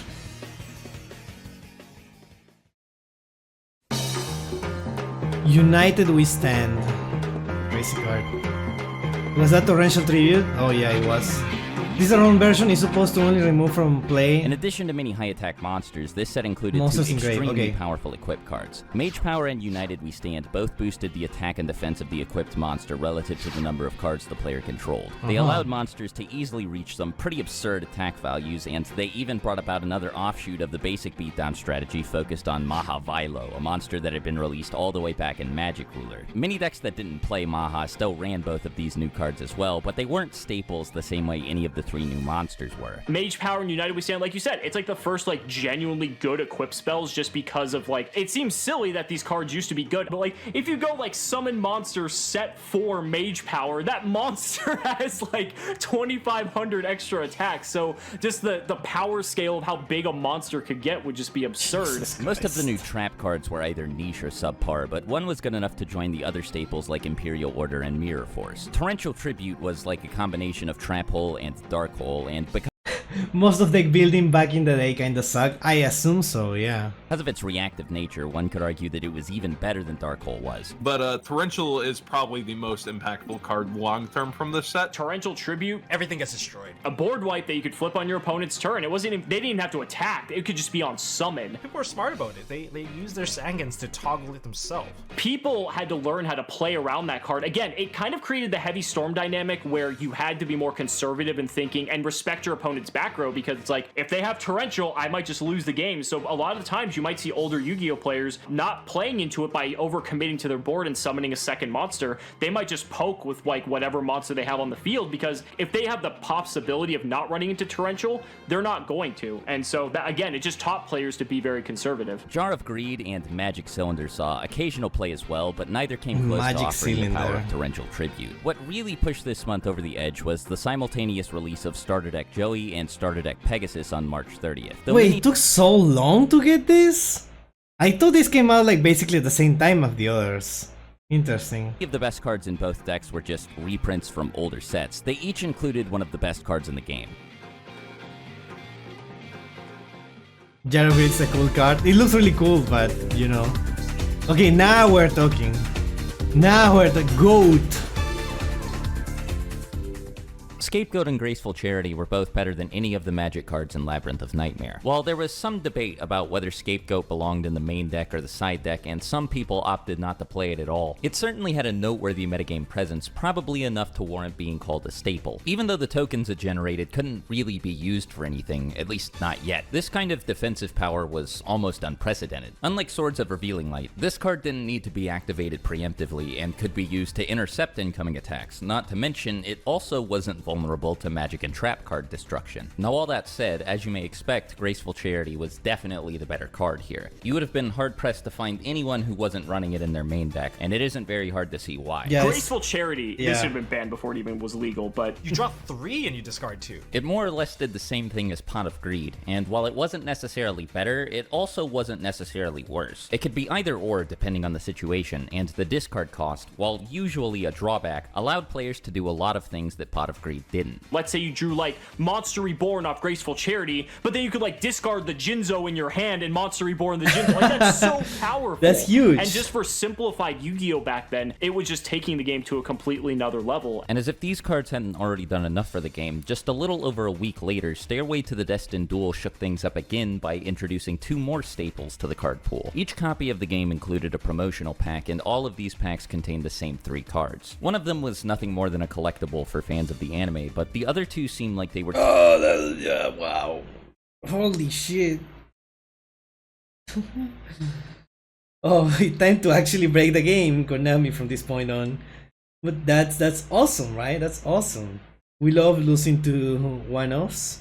Tailor-made for competitive play. Harpy's Feather Duster more or less speaks for itself. This was the Raigeki to Heavy Storm's Dark Hole, and was just as popular as you would expect. Sinister Serpent, on the other hand, was powerful in a way that wasn't quite as obvious. At first glance, it doesn't really appear to do anything, but as it turns out, there were actually a lot of very easy and useful ways to take advantage of its effect. You essentially created infinite discard fodder for you. So, just as an example, if you did decide to play cards like, let's say, Magic Jammer, or just any good discard card, Graceful Charity would probably be a better example here. It's a card that you choose to play in your deck that you know technically doesn't do anything, but if you ever have it in tandem with these other cards that require you to discard, whether for cost or as part of the effect, you aren't losing any card advantage as a result of that. And the funny thing is, in a very simplified game state, you could effectively just keep setting Sinister Serpent over and over again, so you never technically lose a monster while you're drawing cards off the top of your deck each turn. So it was this really weird card, but it actually just made a tremendous impact on the game. As you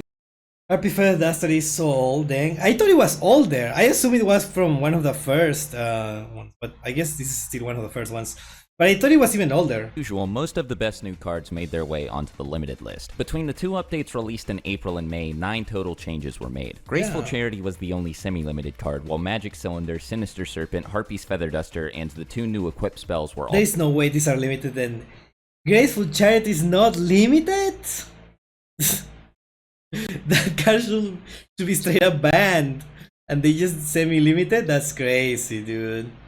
Until of course it was banned and then got errata. Yeah, of course, it had to. All limited. Sengen and Heavy Storm made their way to the limited Finally. section as well. In Sengen's case, because he, like Witch of the Black Forest, continued to get better every time new monsters were released. They just they power crept themselves as more good stuff came out. And in Heavy Storm's case, because Harpy's Feather Duster did the same thing it did. By this point, it was pretty clear that Yu-Gi-Oh! Was a much different game than it had been a year prior, but one thing hadn't changed, and that was that Beatdown was still the best deck around. Despite how many challengers had attempted to take its place, this was still the most popular and most powerful deck in the game, just like it had been back in May of 2002. The deck was a sort of ship of Theseus, though. It's hard to say whether or not it was the same deck it used to be, since pretty much all of the original pieces had been swapped out for new ones. At this point, the deck was certainly more control-focused, especially when compared to truly dedicated versions of the beatdown strategy, but it still aimed to do the same thing: overwhelm the opponent with powerful monsters while using other tools like magic cards, trap cards, and effect monsters to control the game. It's also worth pointing out that even with Mechanical Chaser out of the picture, there were still plenty of expensive staple cards that $61. $47 for Gemini Elf. Interesting. Oh, Morphinger is the most expensive one here, right? Yeah, Morphinger. Classic Konami banning everything except the problem card until the fat lady sings and players get fed up.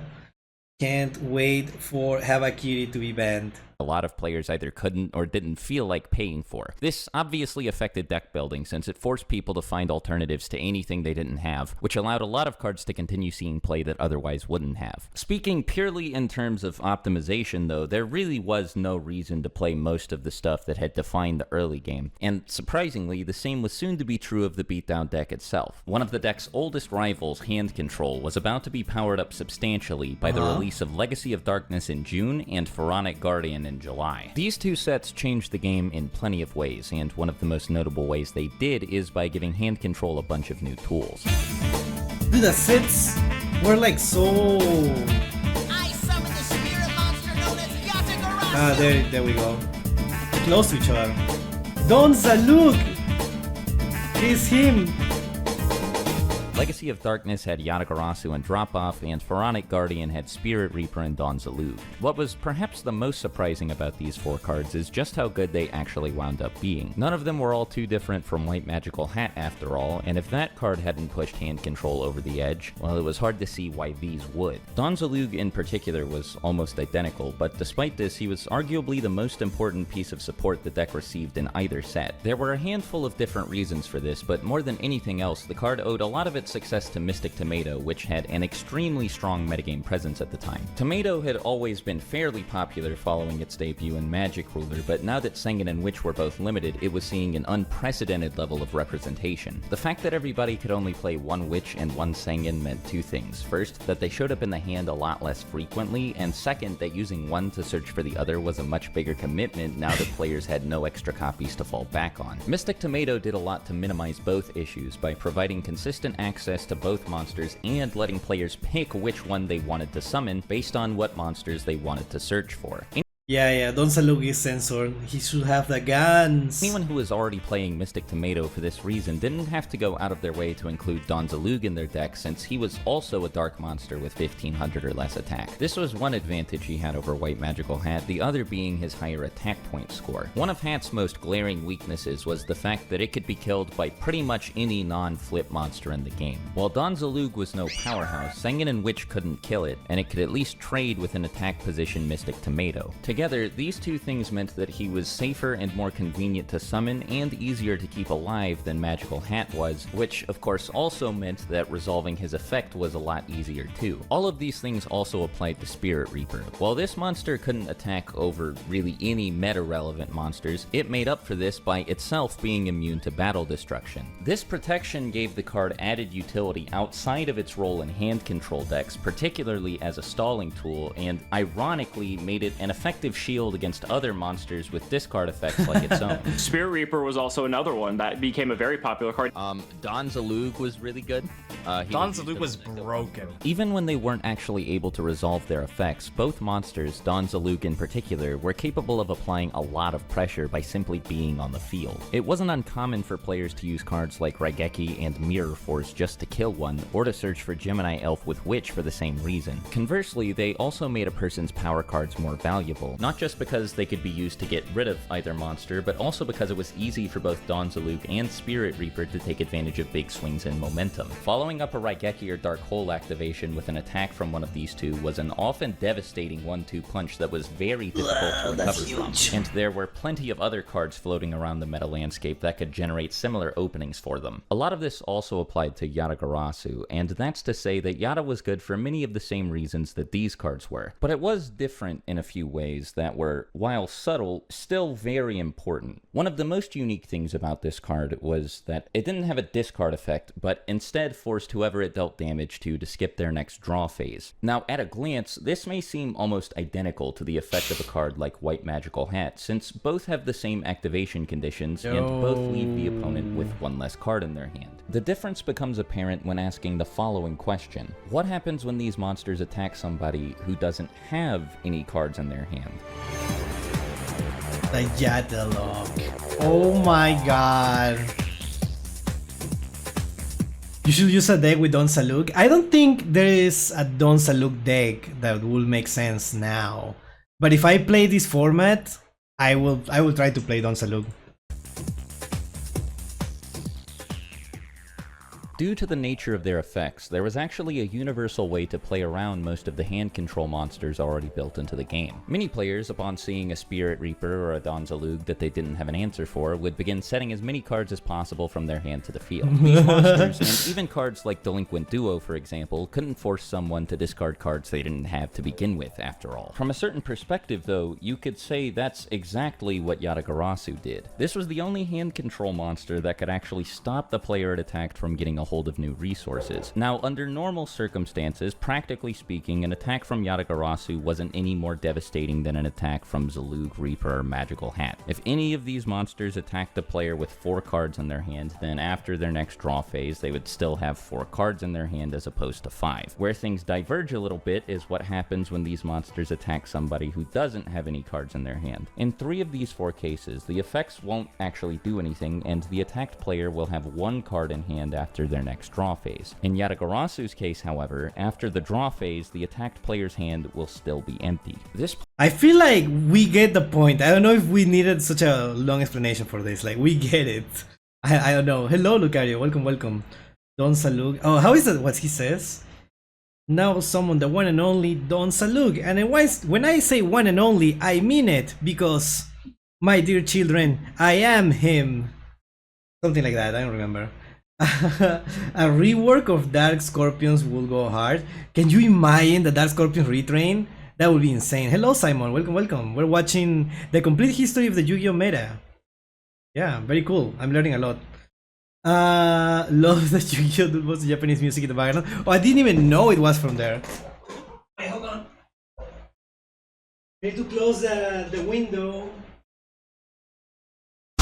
I don't know why at this time of the day the dogs start barking outside, and I don't know why. I assume because people usually start like going, like taking their dogs for walks at this time, and they start like seeing each other and they don't like each other and they bark at each other. I don't know, kind of weird. Player, now completely out of resources, would, under normal circumstances, not be able to do anything to protect themselves from being attacked by Yada on their opponent's following turn, and so their draw phase would be skipped again on their next turn, then again on the turn after that, then again on the turn after that, over and over and over until they finally ran out of life points.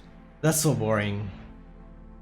But I guess it's hype when it happens. And then you just need to concede now, as you instantly, may expect, right? these three monsters weren't the only powerful newcomers. Both sets offered players quite a few powerful monsters to experiment with, and many of them helped beat down just as much as some others helped hand control. Legacy of Darkness in particular featured plenty of new tools for beatdown to use, including 2 new level 4 monsters that both had 1900 attack points. Both monsters had unique stipulations attached to them, so they weren't quite as practical to use as Gemini Elf, but they were a lot easier to get a hold of. Accessibility aside, Spear Dragon's effect actually made it fairly popular. It was one of the first meta-relevant monsters with a piercing effect, which basically meant that whenever it attacked a defense position monster, it would still inflict battle damage to the person who controlled it. This was a pretty big deal, since its presence in the game made setting low defense monsters like Magician of Faith fairly risky when a player was low on life points. I like what they did with piercing damage, right? Before it required like a whole thing, right? But now they just say piercing damage and we get it. And they should do that for more stuff. Added a brand new layer of depth to the game and changed the way a lot of players approached its later stages. Now, despite how good it was, Spear Dragon did have one fatal flaw, that being its Goblin Attack Force-esque drawback, which left it helpless for an entire turn after it declared an attack. Fortunately, unlike Goblin Attack Force, it didn't have to stay in defense position for 2 turns, but that being said, it did still have 0 defense points, so it was really easy to get rid of. Yeah. While it was in defense position, it was ironically actually a perfect attack target for other copies of Spear Dragon, so doing anything with this card when low on life points was pretty risky. There was also another monster with a piercing effect in this set, the level 5 Air Knight Parshath. This card was interesting because it had to be tribute summoned despite the fact that its attack point score was the same as Spear Dragon's. It didn't have all the other drawbacks, but tribute summoning was a pretty big investment, especially without the trap protection offered by a card like Jinzo. That said, Parshath was similar to Jinzo in the sense that it made up for its relatively low attack power with the strength of its effect. Anytime someone used it to deal damage to their opponent, they got to draw a free card. It was like a sort of reverse White Magical Hat or Dawn's Alug, except— Wait, this has an archetype?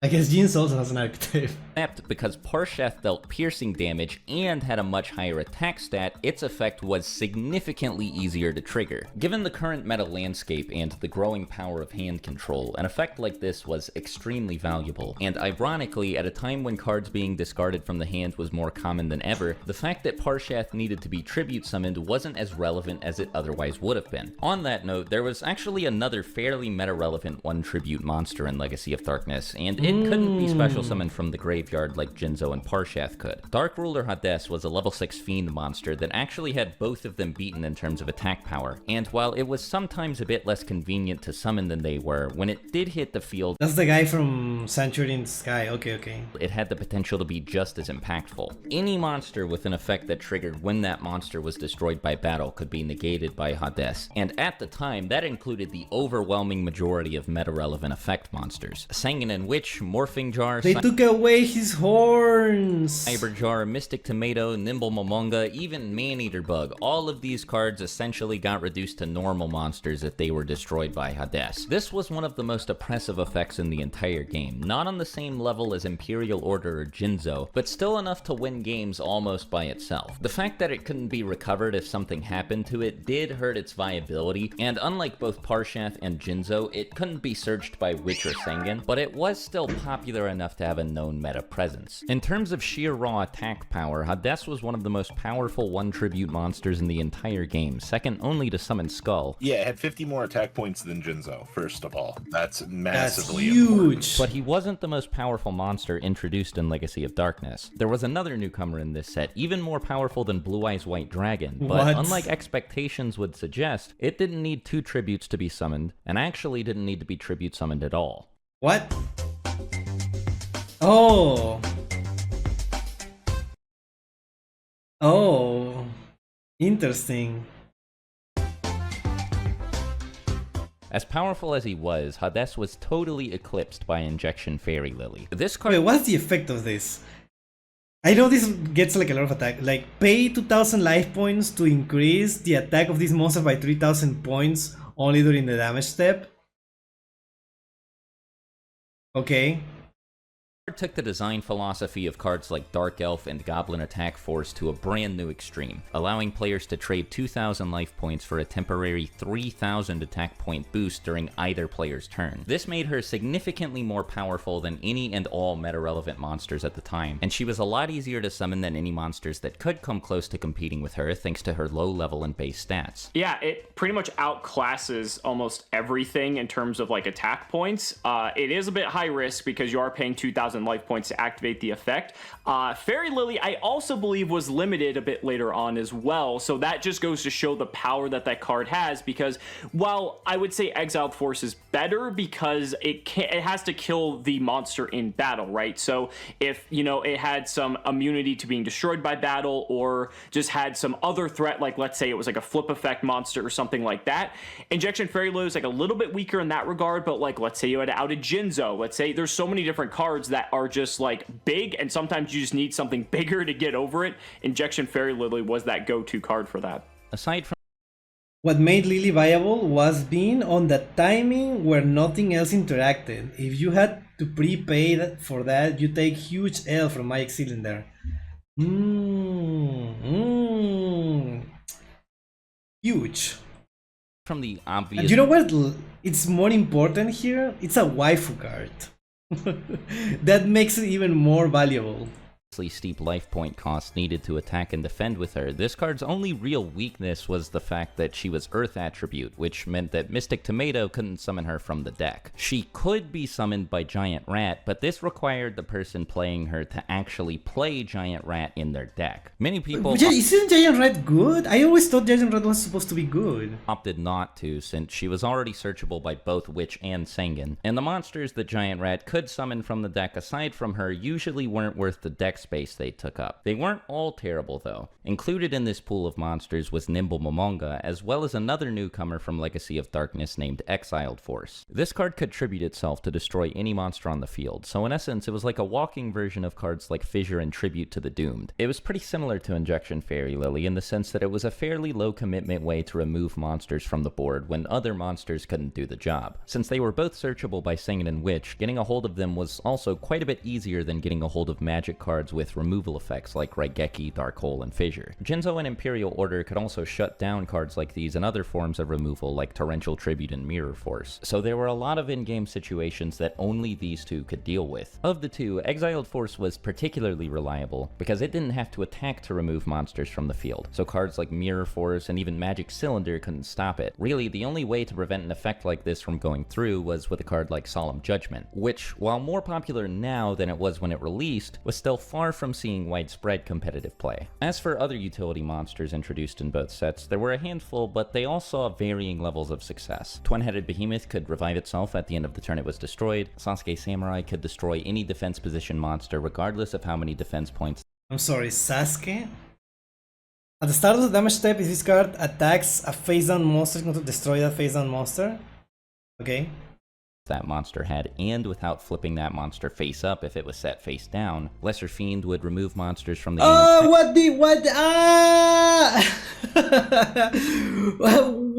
what happened to I can't, dude.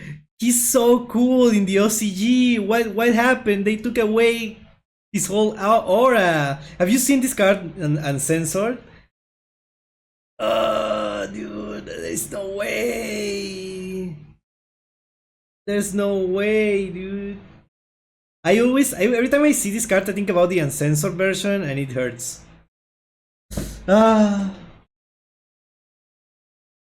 think we have 5 number Sasuke's. Oh, I know this is in card destruction, right? And in other cards. Monster cards use to actually be monsters. Meanwhile, the humble injection. Yeah. Do you know how also the injection fairy Lily was censored in the anime? She didn't have like an injection thing. It had a different thing. It looked like a marker or something. I know it's probably a different type of injection, but it's still weird. It's an injection, dude. Like, what are we doing? I could even understand censoring guns, but what are you doing censoring and it's not an injection. What is it called? Like a syringe, I think it's called. I don't know what is the exact name, but yeah. They stole his horns and wings. Sasuke Samurai only works on face down defense, not face up defense. Oh yeah, yeah. There are only few cards that look censored, like Barrel Dragon and even the Japanese like. Huh. Honestly, the censorship in the anime made it look worse. Yeah. Needles are scary, even though she's a nurse. Yeah, but like, come on, dude. Come on. Like, if you're like scared of needles, grow up. And you're gonna say like, no, but Goku is also scared of needles. Shut up. Grow up. Entirely when it destroyed them by battle instead of just sending them to the graveyard. And Guardian Sphinx, well, this card was... What? As in censoring made it more suggestive? What the hell? It's like a one-sided cyber jar that only got rid of the other player's monsters, and instead of destroying them, returned them to the hand. Unlike most other flip monsters though, Guardian Sphinx's effect wouldn't activate if it was attacked and flipped face up, rather it needed to be flip summoned, which coupled with the fact that it needed to be tribute summoned made it a bit less consistent than cards like Cyber Jar. It was still... Wait, Goku Scared of Needles was anime only? Really? Interesting. Interesting. Not like most people have read the manga. I feel like most people's exposure to Dragon Ball is the, well, outside of Japan, it's through the anime. But sure. Very powerful though, especially because the effect could be used more than once, but it wasn't nearly as popular as Cyberjar had been and still was. Speaking of Cyberjar though, there was actually another brand new jar monster introduced in Legacy of Darkness, and it was without a doubt the most annoying one yet. Fiber Jar. Fiber Jar, if we're talking about poorly designed cards, wow, that was a big card. You got the reset button. Definitely one of the biggest nightmares ever. Let's just be thankful that Noblemen of Crossout existed, and Exiled Force by extension. Like the other jar monsters, Fiber Jar's flip effect was explosive. It could, and often would, completely change the tempo and flow of a game. Play shuffles all cards from their hand, field, or graveyard into the deck, then draws 5 cards. If it resolved. Everything in the game that wasn't removed from play got shuffled into the deck by this thing. Cards in the hand, cards on the field, and cards in either graveyard. At a time when resource management, more specifically controlling the number of cards in both players' hands, was more prominent than ever, an effect like this was particularly annoying because it allowed players who either were losing or had essentially already lost the game to completely equalize the playing field with just one card. You're basically playing game 2. Of course, Fiber Jar also shuffled itself back into the deck with this effect, meaning that it could be used again in the same game and then again after that. When you read it, it's like, oh, this is kind of cool. It like restarts the game, and then you realize that that means the game could essentially go on like to infinity, and it kind of just creates all these like weird situations, and I'm just happy that card's on the ban list. The prominence of hand control cards, even outside of dedicated hand control decks, ensured that this card became a staple almost immediately after its release. It was easy to use, and it was an extremely effective comeback tool, arguably more so than both Morphing Jar and Cyber Jar. Plus, it was also searchable by both Witch and Sengen, who, as mentioned earlier, could be summoned from the deck by Mystic Tomato, so in the event that things did did start to go south, getting a hold of this thing usually wasn't particularly difficult. There was also a surprising lack of reliable ways to counter it at the time. Exiled Force and Sasuke Samurai were the only searchable ways to destroy Fiber Jar without allowing its effect to resolve, and this likely contributed to the fact that along with Fiber Jar and Yatagarasu, Exiled Force was one of the most popular cards introduced in either Legacy of Darkness or Pharaonic Guardian. Most of, as a matter of fact, the overwhelming majority of staples added in both sets were monsters, but there were a handful of new magic and trap cards that managed to shake things up a little bit. Book of Moon, there we go. Out of nearly 100 new magic and trap cards from Legacy of Darkness and Pharaonic Guardian, these three saw the most immediate tournament success by a wide margin. Book of Moon was the least popular card here, but it was still played by a large portion of the player base due to its immense flexibility. It lacked the obvious power and explosiveness of cards like Raigeki and Pot of Greed, but as a quick play magic card that could be used on monsters from either side of the field, there was a stunning amount of different ways that this card could be used. Ring of Destruction was the standout card here. It was the staple of both sets. Anyone who had the card played it. You either had this Really? Destroy one face-up monster card and inflict direct damage equal to the destroyed card's attack 5 points for both you and your opponent?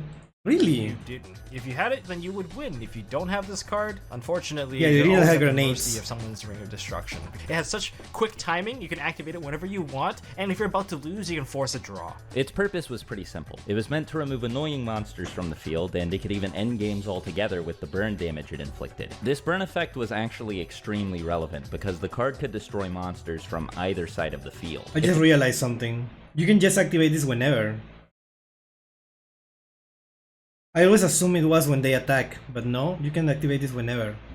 The situation called for it, it could essentially enable any monster to attack twice by destroying them after they've dealt damage to another player's life points. This wasn't some sort of niche interaction either. This combo was very practical and very deadly, and was used to end games all the time. Mirage of Nightmare was the weirdest card here, and overall one of the weirdest cards in the game at the time of its release. Mirage let whoever activated it draw up to 4 cards, but during their opponent's standby phase, and depending on how many cards they already had in their hand. There was a catch though, and it was that during their own standby phase, anyone who drew cards this way had to randomly discard the same number of cards. Unlike with Graceful Charity, it was pretty difficult to benefit from this discard effect because the player using it had no influence over what cards were being sent to the graveyard. Sending those resources to the graveyard, your only payout for them is to revive them through Monster Reborn Premature or Call the Haunted. So the interesting thing to know with that is, once those resources are gone at this point, there's no payoff to getting rid of them. While getting rid of a Jinzo or a Sinister Serpent was nice, it was generally better to avoid having to discard cards altogether with this effect, because of, again, the lack of control the player had over what they discarded. The card saw tournament success in spite of this for 2 reasons. First of all, the ability to draw 4 cards at the same time was excessively powerful, especially at a time when cards with hand destruction effects were all over the place. Second of all, there was actually a way to bypass this discard effect, and that was by destroying the card before it could resolve properly. Since Mirage was a continuous magic card, it had to stay on the field for anything it wanted to happen to actually happen. So just about everyone who played it also took to running 2 or more often 3 copies of Mystical Space Typhoon which they could use to destroy it, something that wasn't particularly common before this point. Since Typhoon was quick play, it could be used during the draw phase or the standby phase to destroy Mirage before it could force the player to discard anything. Mystical Space Typhoon had plenty of other applications outside of this specific interaction as well, so the people who played this combo usually didn't feel like they were losing anything by playing these additional copies of the card. If Imperial Order was set beforehand, it could also be used to negate Mirage's discard effect during the standby phase. Oh my god, dude, what is the other this? cards with draw effects in the game, and the fact that Mirage allowed the player to draw up to 4 at once, it was pretty standard to see it together with one of the cards that could stop its discard effect. Both sets made a handful of other notable additions to the game, like Pharaonic Guardian's Gravekeepers and Legacy of Darkness's Warrior-type support, which was the foundation for something that would eventually go on to become known as the Warrior-type Toolbox. But for now, decks built to focus on concepts like these took a backseat to beatdown and hand destruction decks, which were at the time, without question, the 2 most powerful and most successful decks in the game. As was standard by this point, each set's release brought with it an update to the limited list, one in July for Legacy of Darkness and one in August for Pharaonic Guardian. Together, these updates made a hefty number of changes, and between them, many of the new staples ended up in the limited section. Graceful Charity Well, we still don't have ban lists, right? The Pot of Greed is still legal during all of this.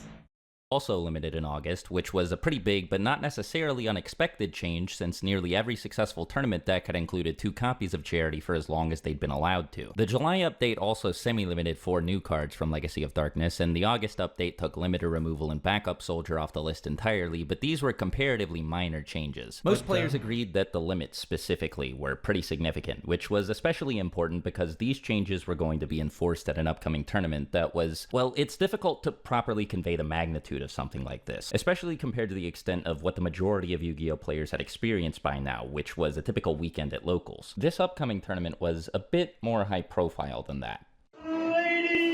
Oh, this is so hype actually. What the hell? Upper Deck Entertainment and Konami Corporation welcome you to With the Smash music, for the World Championship. Championship 2003. Announced on June 30th of 2003, the World Championship was an invitational tournament featuring 18 players from all around the world. The participants were all either national champions or top-ranking players on the game's official leaderboard, which kept track of player scores based on their performance at smaller tournaments. All 18 of these players had already proven that they were among the best in the world, so it goes without saying that this was, up to this point, the pinnacle of competitive Yu-Gi-Oh! Altogether, the deck lists submitted by the players paint a clear picture of the contemporary metagame. Control and Beatdown were the decks to look out for. Dude, this is so crazy to see that deck list of 2003. This is so crazy to see. What? There is no. These are just good. This is just good cards. You were right. You were right. These are just a list of really good cards represented at the World Championship. Oh my god. This was the perfect opportunity for Hand Control and those who believed in it to prove what it was really capable of by putting itself to the test against the deck that had defined the game for the past year and a half. To say that the Hand Control players were... sorry, but honestly, the music from, I think it's Smash Bros. Melee is also nostalgic, and it also set you in the time because the game came out in 2001. So it was like super popular at the time, obviously. That's so cool. Successful in doing this would be an understatement. Almost all of the beatdown players at the tournament were eliminated during the first round, and those that did make it to round 2 were playing beatdown control hybrids. None of these players would go on to win a single match during the tournament's top 8, leaving Control as the only deck represented from the semifinals onward. There was no room left for doubt at this point. Beatdown had been completely obliterated, and Hand Control had taken its place as the new best deck in the game. So that's why the Exodia decks in the OCG were so strong with Port of Greed as well. Well, we didn't see Exodia deck in this. This is just Control, right? The deck list looks like a fever dreams compared to today. Well, this was over 20 years ago, of course. Oh my god! And when he says Control, he means stun. The stun was always the strongest. I guess. Yeah, this is classic Yu-Gi-Oh. Dude, the music is so good.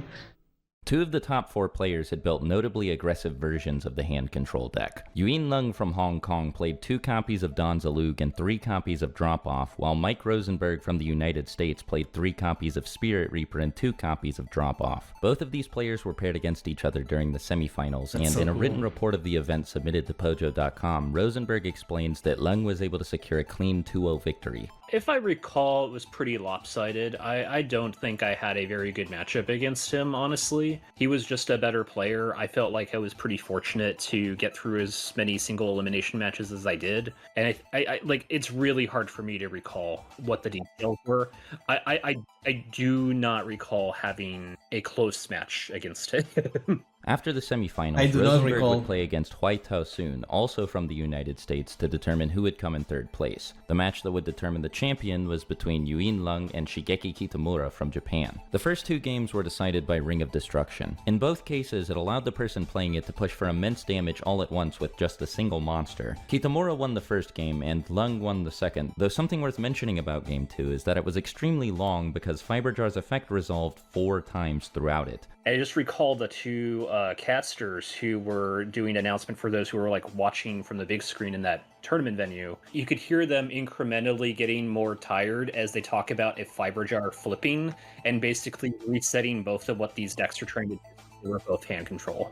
As the Oh my last two God. have been, Game 3 was extremely intense, but was ultimately decided by a late-game heavy storm played by Lung. This allowed him to safely attack for game, winning him both the match against Kitamura and the title of world champion. Mike Rosenberg, meanwhile, secured a third-place finish by winning his match against Huai Tao-Soon, meaning that both of these highly aggressive builds of the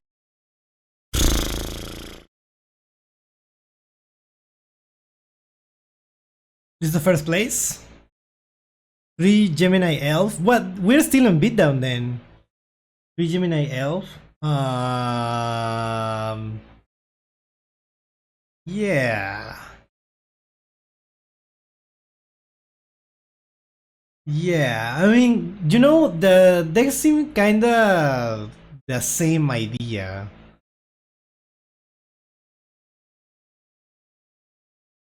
It's mostly the same deck. Yeah. Oh, well, only one pot of it was limited. This is the TCG, right? This was limited.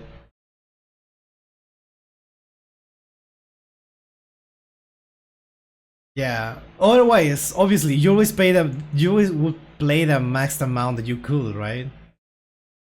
The hand control deck went completely undefeated at the World Championship aside from their lone run-in with each other. Something Rosenberg's deck lacked in comparison to Lung's, however, was the consistency provided by playing Mystic Tomato. Lung and Kitamura both played 3 copies of the card, and they were the only players at the World Championship who did. Even Upper Deck's official coverage of the tournament made note of this, remarking on the power of, to paraphrase them, the heavy deck manipulation provided by Witch, Sangan, and Mystic Tomato. Lung and Kitamura's success at this event would make playing Mystic Tomato, and to be more specific, playing 2 or 3 copies of the card significantly more popular going forward. Something else that played a role in Yuin Lung's victory, though, was his side deck, which was more well-tuned to the competition than anyone else's in the room. It didn't help me that, like, my side deck was also, I mean, frankly speaking, it's kind of a joke. When you look at those cards, I No. wasn't utilizing it nearly as much since I was pretty all in on the hand destruction strategy, and he just knew how to utilize a side deck when I really didn't. So that was the biggest challenge. I was winning really heavily on the back of just the hand control strategy being so good, and a lot of competitors, even in the SoCal scene, like, it was an era where you didn't have a lot of information unless you had a leg up with stuff like the OCG, and you were learning from metas that had already kind of developed. And so, like, it's really just that main strategy carried a lot to the point that I didn't need to rely on side decking skills, and he absolutely had a side deck plan. Lung's side... Wait, what is this comment that I'm reading? And ironically, I think Pot of Greed into today's meta game will see mixed feelings because of that damn troll bird existing. Wait, really? You don't think, like, literally everyone will play Pot of Greed? I think literally everyone would play Pot of Greed if it was legal. There is absolutely no reason to not play it. What do you mean mixed feelings in what? If it should be illegal? I think we can all agree that Pot of Greed shouldn't exist. And it should have never existed. Yeah, everyone would play Pot of Greed. It makes absolutely no sense. The decks that needed more consistency, they play like one of the retrains, right? What is it called? Pot of... I don't know with the names, but you know, the one that vanishes from the extra deck, or the ones that vanish from the top of your deck. Those, yeah. 2 cards is still good, it never won't be good. Yeah, it will always be good. It's like, there's no cost, you just draw cards. Pot of reading the original Yu-Gi-Oh manga, fun fact, it was used only once. Interesting. I know it will be run, but it wouldn't be the first card played in turn. I know it will be run, but it wouldn't be the first card played in turn.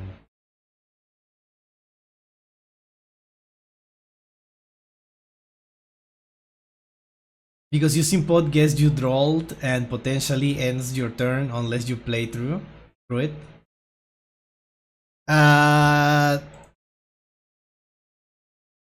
What? But you will have more cards.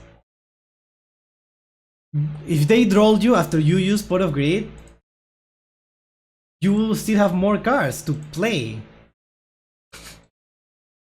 You still have more options because you have more cards. What will most likely happen is getting ashed, right? You have to save your ash for Pot of Greed because it draws 2. That's what you use. You save your ash for the cards that makes you draw 2. For cards that have like more powerful effects, like for example, I don't know, what is it? Ketu? That has 2 effects, right? Like Ketu and Rahu that draw and fuse. And also cards like I don't know, Junk Speeder. I don't know. I'm running out of examples right now, but you know what I mean. Like you don't, when you're playing against a Sky Striker, you don't use it against the first engage. You save it for when engage is gonna draw 1 extra card, right? Isn't that how it works? What draws you 2, while usual archetypes cards will draw you 1. People use Pot of Greed first always. Yeah, I think so. I don't know. That is a card that shouldn't exist, definitely. Deck was notably anti-hand control, which may speak to his experience as a player of the Yu-Gi-Oh! Official card game, or OCG, the version of the game originally released in Japan and other parts of Asia before it was localized in the rest of the world. For context, the cards from Legacy of Darkness and Pharaonic Guardian had all been playable in these regions since May of 2002, meaning that the players from these regions had already seen the effects that these cards had on the metagame a long time before the World Championship. Seeing as he was now... That's a huge scope to say the OCG players had an advantage. World champion and also... But it's true though, I agree. Also had an extra year's worth of insight and experience. Many players opted to copy his deck entirely, side deck and all, given the fact that it was obviously very powerful. Even aside from players building replicas of Lung's deck, hand control saw a notable spike in popularity after the World Championship, though due to the fact that it included many ultra and secret rare cards like Don Zalug and Yatagarasu, Beatdown continued to see plenty of play at the local tournament level. For once though, it wasn't because it was the best deck in the game, but because it was the easiest to play and the cheapest to build. As Robert Smith wrote during his official coverage of the 2003 World Championship, the emergence of this deck hails a new age in Yu-Gi-Oh! As the best monster in your deck isn't always the one with the highest attack value. That's crazy. This certainly seemed to be the case, as hand control's total dominance was unquestionable at this point. All that remained to be seen was whether or not things would stay that way when the next core booster set came out. Ooh, wow. Magician's Oh Force. my god, Magician's Force. Huge. No matter if you get drawn, Pot of Greed is still really good card if legal, of course. Electric Snake, well, I have to see it. I know Pot is good. I'm not saying Pot will be bad. I'm saying draw runs rampant and your combo starter isn't in hand and you draw 2 and the starter has to search something, your turn ends.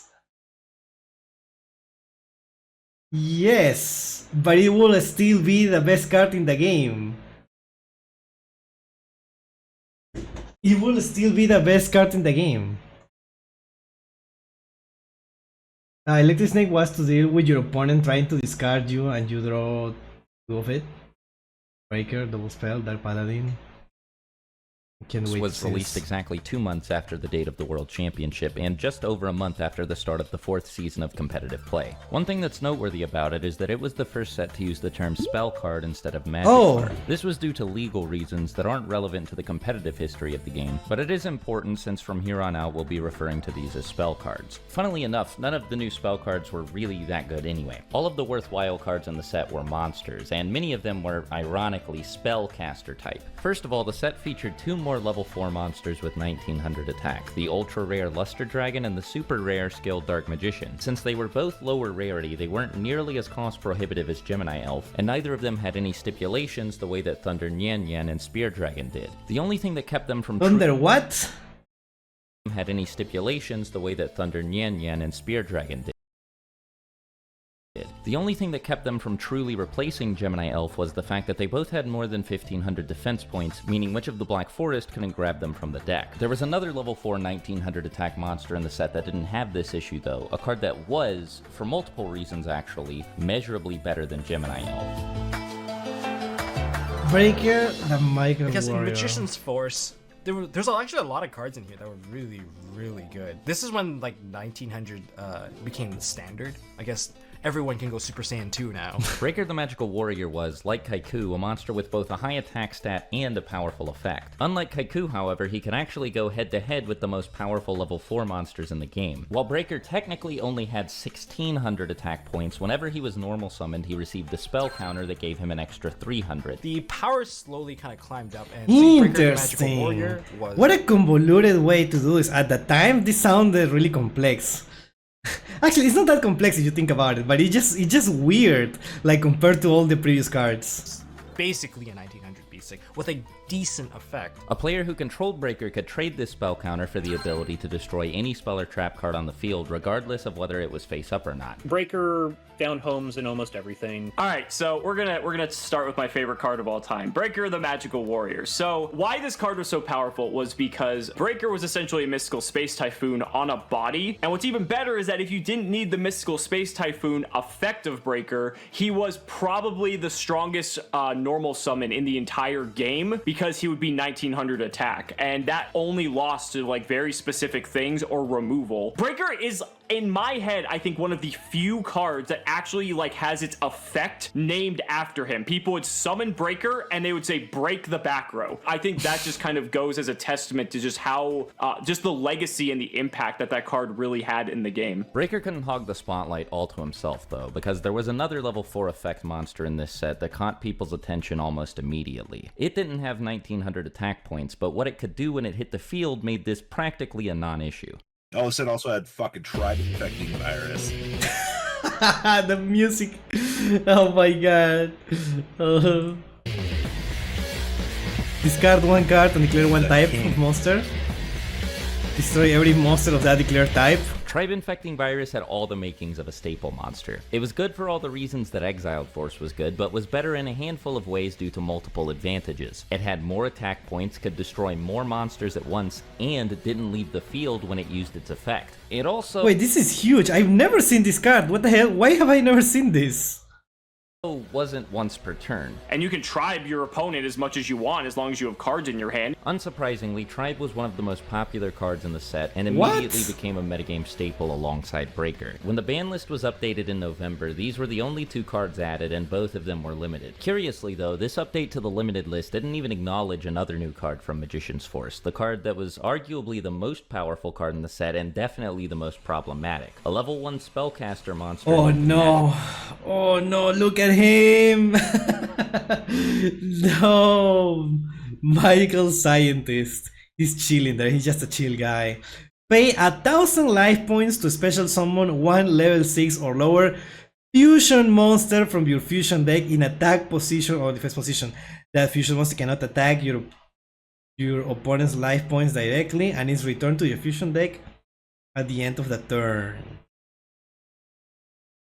Look, the war criminal. Oh. Magical Scientist. Magical Scientist is like a nightmare fuel for me. I think this is like the first mistake in the game. This card allowed players to special summon any level 6 or lower fusion monster in the game by simply paying 1,000 life points. At first glance, its effect may not seem all that strong because the monster it summoned couldn't attack directly and was returned to the extra deck during the end phase. Well, the thing is, it's not once per turn. Oh! Right. It introduced the notion of first turn killing. FTKs, they're just random strategies that appeared every now and then. This was kind of the first rendition where you're able to just shoot your opponent to death with a catapult turtle.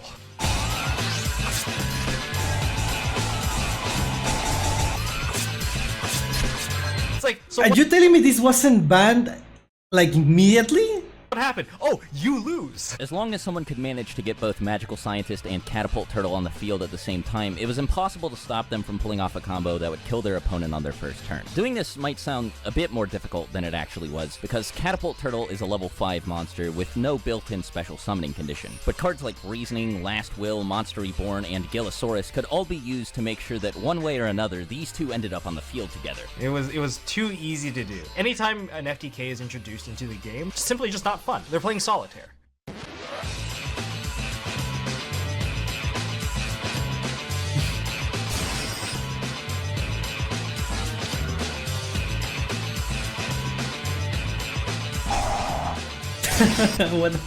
What is this?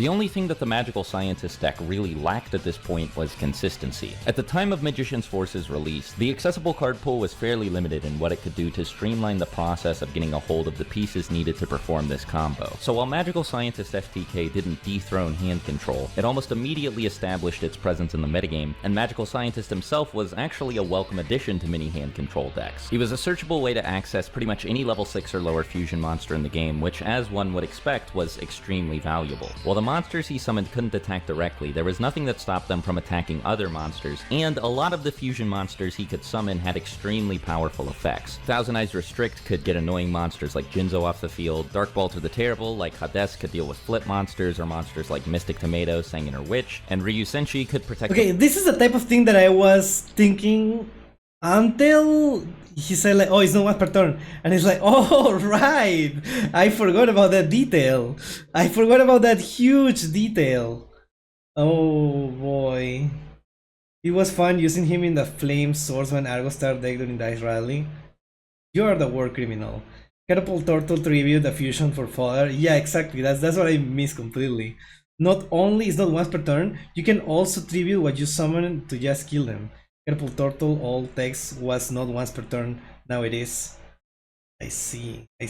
Can't believe that they keep printing cards that are not once per turn. And remember, no hand traps, so there was no chance to counterplay. Right, you can just do this if you draw the right cards. Michael Scientist with Catapult Turtle was disgusting back then. Dark Balter, the Terrible, I cannot remember that card. Yes, and Ryu Senshi. The player from threatening trap cards like Mirror Force, Magic Cylinder, and Ring of Destruction. So the release of Magician's Force didn't change anything as far as hand control being the best deck was concerned. If anything, it had just made the deck stronger with these 3 new staple cards. It did introduce a handful of cards that saw some experimentation at the local level, but none aside from these 3 that had immediate, long-lasting effects on the metagame. It did not have a ton of relevance on the tournament scene, sans like the 3 that were listed. Which, to be fair, one of them did introduce a new deck. Like there were some things that like aged pretty well, and I think people toyed around with some cards. Marionette was another one of them, I think. Yeah, like it wasn't particularly good. There's a lot of cards that people tried to build around locally, but they weren't exactly successful. Marionette, I think, was one of the ones that stands out to me at the local tournament scene, just because it could get very large, and it did have some card advantage built into it. There was still one more booster set scheduled to be released before the end of 2003 at this point, but just like with Magician's Force, it would only debut a small number of cards that immediately impacted competitive play. Didn't have an impact. What is this, Exodia? Definitely had much more of an impact later. Dark Crisis was rather a minor set. With the exception of a few cards, I think notably DD Warrior Lady had the most relevance in local tournaments. DD Warrior Lady! At that time. Huge. Released on December 1st of 2003, Dark Crisis was the first core booster set that didn't really have an immediate effect on the tournament scene. The set wasn't terrible, and did feature a handful of decent cards, but only a handful. The standout among them was DD Warrior Lady, a card similar in function to Exiled Force. Whenever this card battled another monster, whether she was the one attacking or the one being attacked, she could remove herself and that other monster from the game entirely. Because there were already other monsters with similar removal effects in the card pool at this point, like Exiled Force and Tribe Infecting Virus, she wasn't totally game-changing, but she was good enough to become a metagame staple and find her way into most deck lists. One advantage that she did have over both of them was that her effect could be triggered during either player's turn, which made getting her off the field without another removal effect pretty annoying. Yeah, she was very good, very protective. DD Warrior Lady, what differentiated it so much from Exiled Force is one of the biggest downsides of Warrior Lady is that you have to go to your battle phase, right? But one thing that Warrior Lady did very well that Exiled Force did not is the fact that it could banish or remove from play in old terms whatever it was attacking into. And why that was so unique is because you could deny your opponent's Sangan, for instance. There's just so many different cards that you could... because they need to be sent to the graveyard, so you remove them from play, they don't get their effects. Interesting. Very awesome. I just realized something. She's called DD Warrior Lady. Is there a DD Warrior? Is there a DD Warrior? Why is she just not called DD Warrior? Why is she called DD Warrior Lady? just vanish and ensure they didn't hit the graveyard, so that, for instance, they couldn't resurrect it, it wouldn't get an effect because it didn't hit the graveyard, so on, so on. And also it had a very decent stat line as well. It was 1500 attack, so like it wasn't tiny, so it even just held up pretty well on its own, and it just created another interesting dynamic for the game. At the time of the set's release, DD Warrior Lady was overwhelmingly its most popular monster, but one of the set's secret rares, Vampire Lord, caught the attention of many players as well. One of the things that made playing him so enticing was that Pharaonic Guardian included a lot of cards designed to support zombie-type monsters, the most notable of which being Pyramid Turtle. Pyramid Turtle was pretty similar to all of the attribute summoners that made their debut in Magic Ruler, but instead of summoning monsters of a specific attribute with 1500 or less attack from the deck, Pyramid Turtle could summon any zombie-type monster from the deck as long as it had 2000 or less defense points, and this, of course, included Vampire Lord. Playing this engine was, in theory, a pretty easy way to get a monster onto the field capable of dealing with just about anything that didn't need to be tribute summoned. Since he also revived himself whenever he was destroyed by a card effect, permanently dealing with him was actually pretty tough. Vampire Lord was kind of, it was one of those cards that was really annoying to deal with unless you had something like, funny enough, DD Warrior Lady, because as long as it kept going to the graveyard by card effect, it didn't have like, it was a 5-star monster and it wasn't like the highest stats, but it was annoying enough that it warranted needing some sort of option to deal with it, because again, like, this is what we were saying earlier when we talked about Pharaonic Guardian. Zombie decks were starting to kind of come up a bit, and people were like looking to Vampire Lord as like a card. Also, Vampire Lord's effect that a lot of people overlook of sending cards from the deck to the graveyard was actually pretty big, because you have to think, when we're back in the old Yu-Gi-Oh days, and like the 10 to 15 spells in their deck are like all really, really good, and you force them to send a spell to the graveyard, it's not like instant card advantage, but like it's forcing them to get rid of one of the best cards at their disposal straight out of their deck. So it was not only just a persistent threat, but it was also slowly draining your opponent of resources, and just a very solid card all around. As good as he was, though, Vampire Lord didn't have the same metagame presence as DD Warrior Lady, and was really only being experimented with at this point. Oh, there is a DD Warrior, and DD Assailant, and DD Warrior Lady. Okay, my bad. Lord, people played it when they probably shouldn't have. Dark Crisis did also feature another level 4 1900 attack monster, one that was easier to get a hold of than both Skilled Dark Magician and Luster Dragon, and, unlike both of them, actually searchable by Witch of the Black Forest. Archfiend Soldier was the first true budget alternative to Gemini Elf that didn't come with any caveats or drawbacks. This set actually had a lot of decent, like, common... Oh, this looks so cool, actually. Archfiend Soldier looks really cool.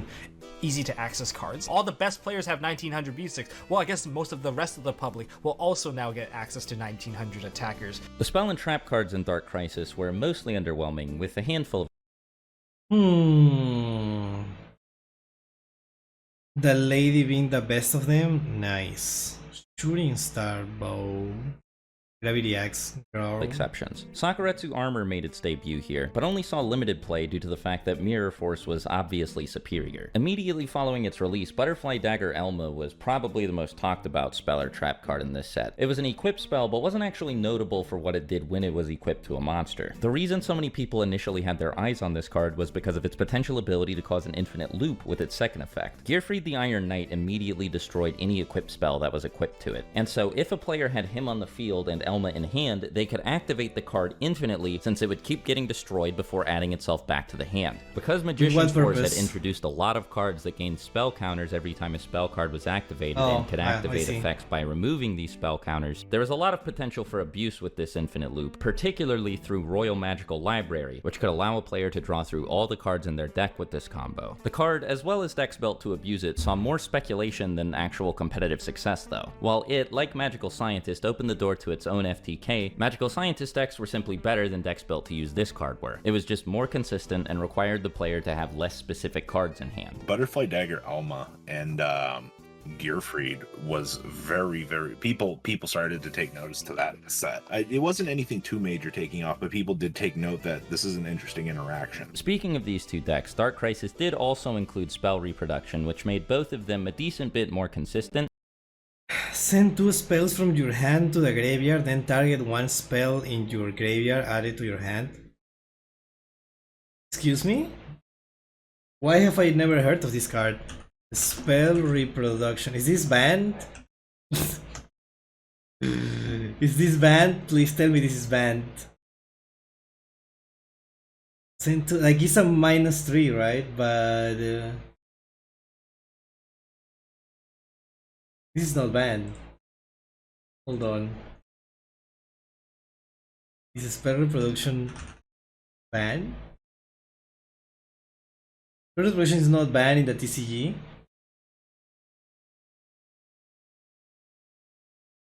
Interesting. Can we use it in the KC Grand Prix filler arc in Duel Monster? What, Guardian Elma? Dagger was also one of the most talked about cards for effectively the wrong reasons. So many people thought, and still do, that it combos with Woodland Sprite. Well, I'm clearly missing a lot of context there. But didn't push either of them over the edge. Yeah, so like it had most of its pieces. Spell reproduction probably moved the needle a couple points. But like I think most people were pretty set in their ways. Like they either played the deck and then they would take in the upgrades, or they wouldn't play the deck because they thought it was cheese. There were some consistency issues with the deck as well. So like especially if you're doing like single elimination tournaments, like you could have a pretty boring day or a quick one. In order to address these FT Spell reproduction was never touched. EK strategies, the next update to the ban list in February limited both Butterfly Dagger Elma and Magical Scientist, which reduced the consistency of both decks by a little bit. Vampire Lord was also limited, along with another new card from Dark Crisis named Reflect Bounder that had seen some success after the set's release, but wasn't anywhere near as popular as DD Warrior Lady. This update to the limited list, like Dark Crisis itself, wasn't particularly impactful, and did little to change the way the game was played overall. Tournaments were more or less filled with the same deck lists as before, only these deck lists now had 1 or 2 DD Warrior Ladies thrown into the mix. The release window of Dark Crisis was just the calm before the storm, however, as there was another booster set slated to release just a month after this update to the Forbidden and Limited list. I cannot imagine what it is. I actually have no idea. Its release on March 1st of 2004 would completely overshadow the release of Dark Crisis, and the cards it was going to add to the game seemed capable of warping the entire meta almost overnight. There was this crazy set that came out called Invasion of Chaos. Invasion of Chaos? Blackluster Soldier? Oh! Oh! Okay, okay, these cards are huge. Is literally the reason why we have the Forbidden list. Yeah, I heard about this. We may have talked about the graveyard being the resting place of most monsters, but no, now that is just your gas tank. Among other things, Invasion of Chaos introduced a series of monsters that could be special summoned by removing certain monsters in the graveyard from play. Be only special summon by removing. Oh. Reprise discard 2 spells to take a spell from grave. Magical Stone Excavation was discard any 2 and then take 1 spell from grave. Oh, so you can get the one that you discarded, right? Oh, okay, I've seen the card. Okay, that makes sense.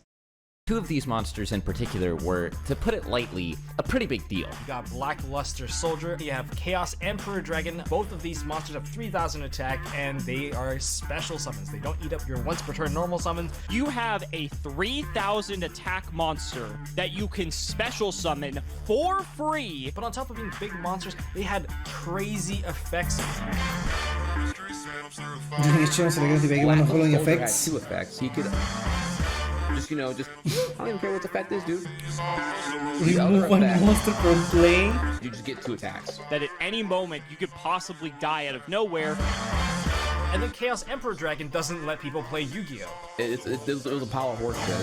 These weren't just staples the way prior powerful cards had been. As soon as it became legal to play them, they conquered and reshaped the tournament scene overnight. They weren't just slotted into decks the way that most cards were. They were so powerful that most people played them and changed the way they built the rest of their deck just to make sure they could use these 2 optimally. This gave birth to a brand new deck, of course, which most people simply referred to as Chaos. Most of the best cards in the game at the time were already light and dark anyway, so you just had these cards that naturally fit into your deck and would just incentivize you to want to play these overpowered cards. Moving forward, light and dark monsters became significantly more desirable, and while this did breathe life into some monsters that otherwise probably wouldn't have seen play, it also made staple cards that just about everyone was already playing better than they were in the first place. So rather than outright replacing many of the decks that were prominent before the release of Invasion of Chaos, the Chaos deck formed by combining these new new Chaos monsters with these existing decks. In other words, truly pure Chaos decks were rare. It was more common to see decks like Chaos Beatdown, Chaos Zombie, Chaos Warrior, so on and so forth. More than any of these, though, there was one deck that synergized with the new Chaos cards particularly well. With the sole exception of Yatagarasu, all of the hand control monsters were either light or dark, and all of them could be summoned by their respective recruiter. On top of that, and perhaps most importantly, Chaos Emperor Dragon could fulfill the deck's win condition by itself. Invasion of Chaos hadn't brought with it the end of hand control, it had just made the deck stronger. Rather than allow itself to be made obsolete by the new Chaos engine, hand control merged with it, in the process creating one of the most dominant decks in the game's history.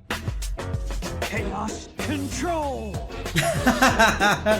Oh no, Despite the there's fact that no it wasn't way. light or dark, Yatagarasu was one of the deck's linchpins because of the way it interacted with Chaos Emperor Dragon. Though Emperor Dragon's effect was a double-edged sword designed to leave both players on an equal playing field, the person playing it could dodge having their entire hand depleted as long as there was a Sanguinar Witch on their side of the field when the effect was activated. See, Chaos Emperor Dragon didn't stop the cards it sent to the graveyard from activating their effects. If it sent Sanguinar Witch from the field to the grave this way, they could still search for anything they normally would. Yatagarasu happened to be searchable by both.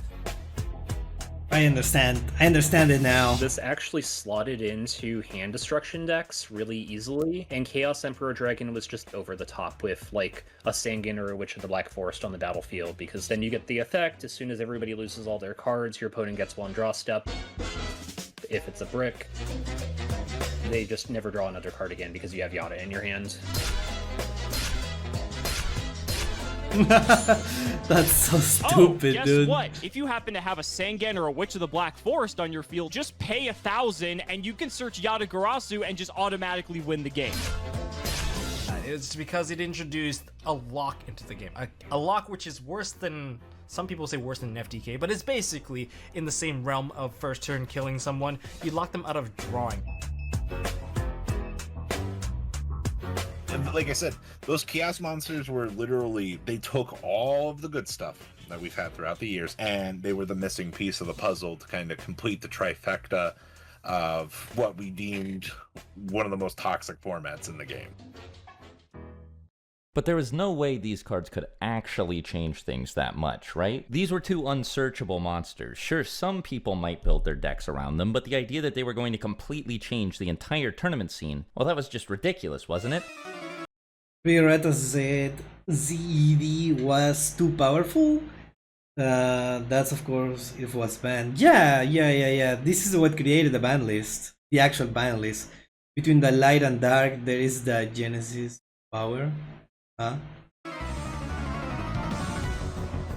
Pokemon music. Within about a week of the set's release, Chaos decks were everywhere at both the local level and the regional level, but many players were skeptical of the viability of these new cards. There was already a decent amount of debate about whether Chaos was better than Control or vice versa, and while plenty of people... What are these comments? What am I reading? Yeah, he's definitely really overrated, but who could say no to the ability to blow up everything? I know I can't.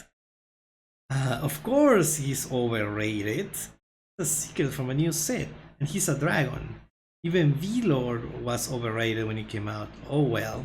Already a decent amount of debate about whether Chaos was better than Control or vice versa. And while plenty of people were leaning towards Chaos, there were also plenty of other people who believed that non-Chaos builds of hand control were still the best decks in the game, and that things were going to stay that way as long as the cards that allowed the deck to function were legal to play. Classic hand control lists that didn't include either of the Chaos monsters continued to populate and perform well at regional events, as did non-Chaos versions of Warrior and Zombie, along with a few left field picks like Gravekeepers. What do you mean people still complain about non-searchable floodgates today? I complain about non-searchable floodgates today. Floodgates shouldn't exist. And if there is non-searchable, it's because they are really good. And so people just draw them by random and then win the game. It's random. It shouldn't work like that. The game should require skill. That is absurd. And people thought this would be bad. Like people thought Mitsurugi and Raisil will be bad. That's crazy. That's crazy. All of these decks ran into the same problem though. For some reason, they kept losing to Chaos. You were just at such a severe disadvantage if you were not playing some sort of chaos build. Though all the way through late March and even early April, there were still plenty of people being openly Don't cry over how strong chaos is. Just know how weak it is. Shut the fuck up, dude. What am I reading? Mitsu is what drove me to putting together a super poly package because they are the only thing that that's lava golem proof. Oh yeah, because they have effects when they are trivial. Interesting. Exactly, and people thought it would be bad. of the idea of building an entire deck around two unsearchable monsters, Chaos was proving to be pretty flexible. The more time passed, the more apparent it became that it wasn't strictly necessary to build a deck around these two. It wasn't unheard of for people to play 3 Blackluster Soldier and 3 Chaos Emperor Dragon, but it was also pretty common for people to just play one of both, one of one or the other, 2 of both, 2 of one or the other. The ratios didn't really seem to matter. Before long, some vanilla hand control players even started playing a single copy of Chaos Emperor Dragon in the side deck. The cards just kind of fit into a lot of decks, especially...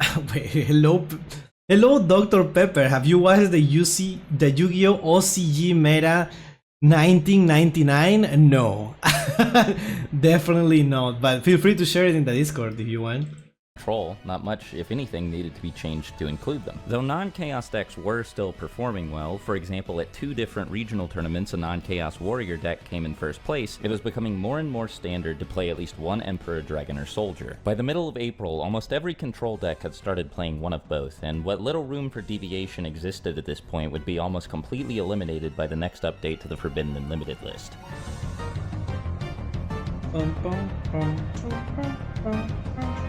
On April 17th, Blackluster Soldier and Chaos Emperor Dragon were both limited, but this didn't actually diminish their metagame presence. Strangely, even though there were only 2 of them from this point forward, and they were more often than not the only monsters in any deck that played them that couldn't be searched for by either Witch or Sangan, most people still called the decks that played them Chaos decks. Oh no! Again, it wasn't that decks that played them were dramatically different in composition than decks that didn't. It's just that they were both so powerful that they turned any game that they participated in into a race to get one of them onto the field first, or to take the steps necessary to make sure they couldn't hit the field in the first place. Summoning either of them was almost like an alternate win condition, and there were plenty of cards in the game that made it easy to perform the setup necessary to do so. The existence of the Chaos monsters made putting resources into the graveyard desirable, to the extent that the intended drawbacks of cards like Graceful Charity and Painful Choice were more benefit than cost at this point. And not just these 2 monsters either, this set added 2 more high-profile Chaos monsters to the game. Oh, I see. That's the guy from the noodles.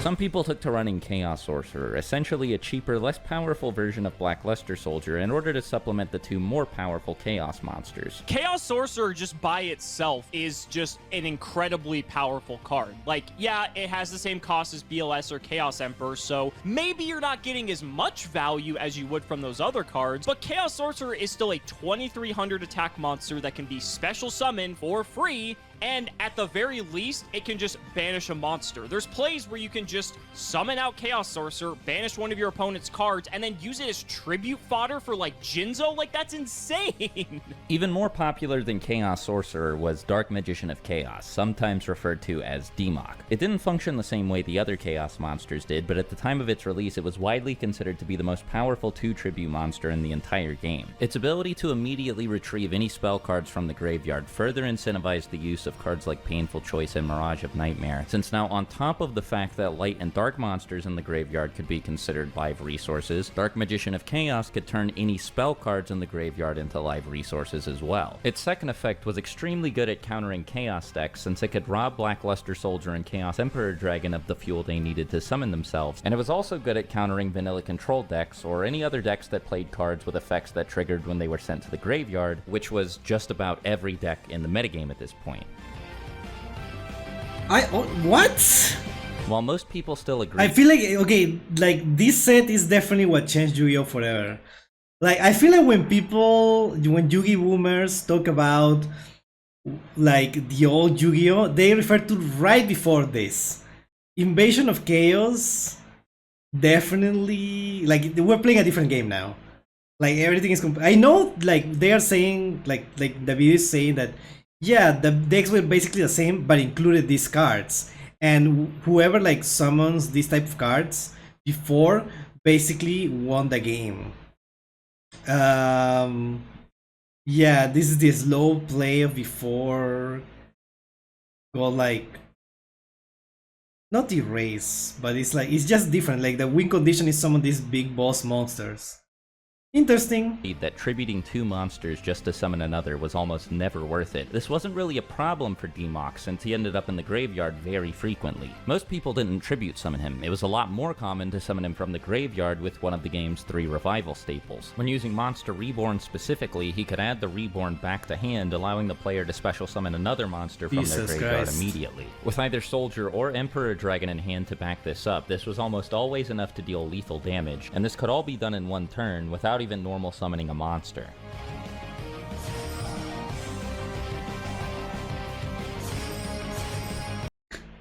There are another video of 2 hours, another 2-hour video with 2005 to 2026. No, this is the only video. That's huge. High-level play was accelerating to a breakneck pace, one where games could be decided in as few as 2 or 3 turns. Okay. I want to hear Yugiboomers talk about this, and the game was already like something that they hated since 2004. Come on, like who was actually playing this? They are saying like, oh yeah, trap cards used to be so cool, blah blah blah. Nah, shut up, you didn't play the game. Most people had more than enough draw power to make sure they saw one of the 2 Chaos monsters that early, and as soon as one of them hit the field, it was game over. As the format continued to evolve, it became clearer and clearer that the only way to compete with Chaos was to play Chaos, or to build a deck that could end games just as quickly as it could. Okay. I see where this is going.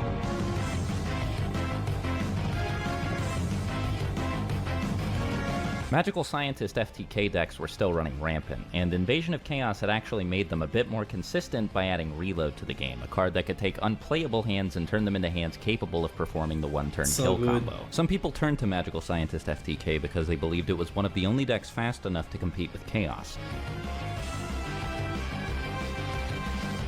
The Reload card is so funny, yeah. The new set had also laid the groundwork for another similar deck by adding Manticore of Darkness to the card pool.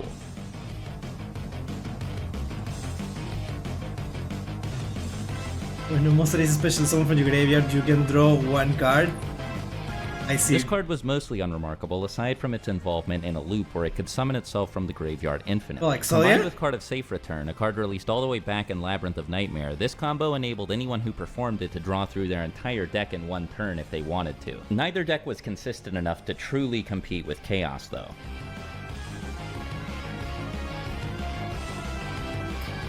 Oh my god, over 75% was Chaos. Yeah. Other decks capable of operating at a high speed, like Warrior Rush and Machine Limiter Removal Beatdown, did their best to compete with Chaos, and while they managed to place well, it was impossible to ignore that they were being outperformed. They just couldn't close the gap no matter how hard they tried, even with the help of the next core booster set.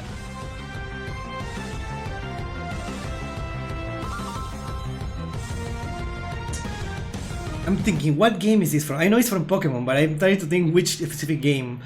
I am gonna say this is from the DS era. I don't know. Ancient Sanctuary was released on June 1st of 2000. It might be 3DS. Actually, I don't know. 2004, but it was a total dud of a set. Only 2 of its 111 new cards saw any immediate success, and neither of them did anything to make Chaos any worse. Oh, I was like, they are powerful enough, and I was like, what? Powerful enough for what? Is to challenge the world. Oh, okay.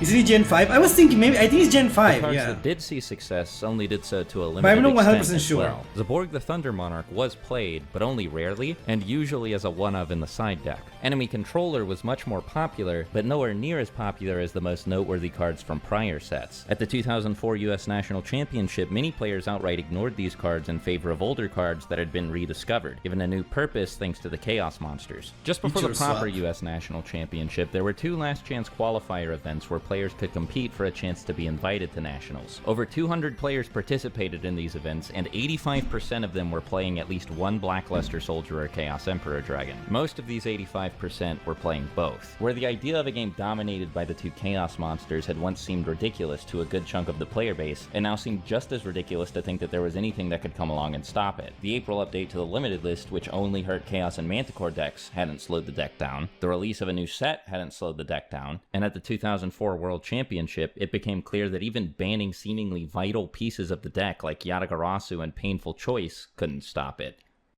I'm so ready to talk trash to people. I'm so ready. I feel like so informed.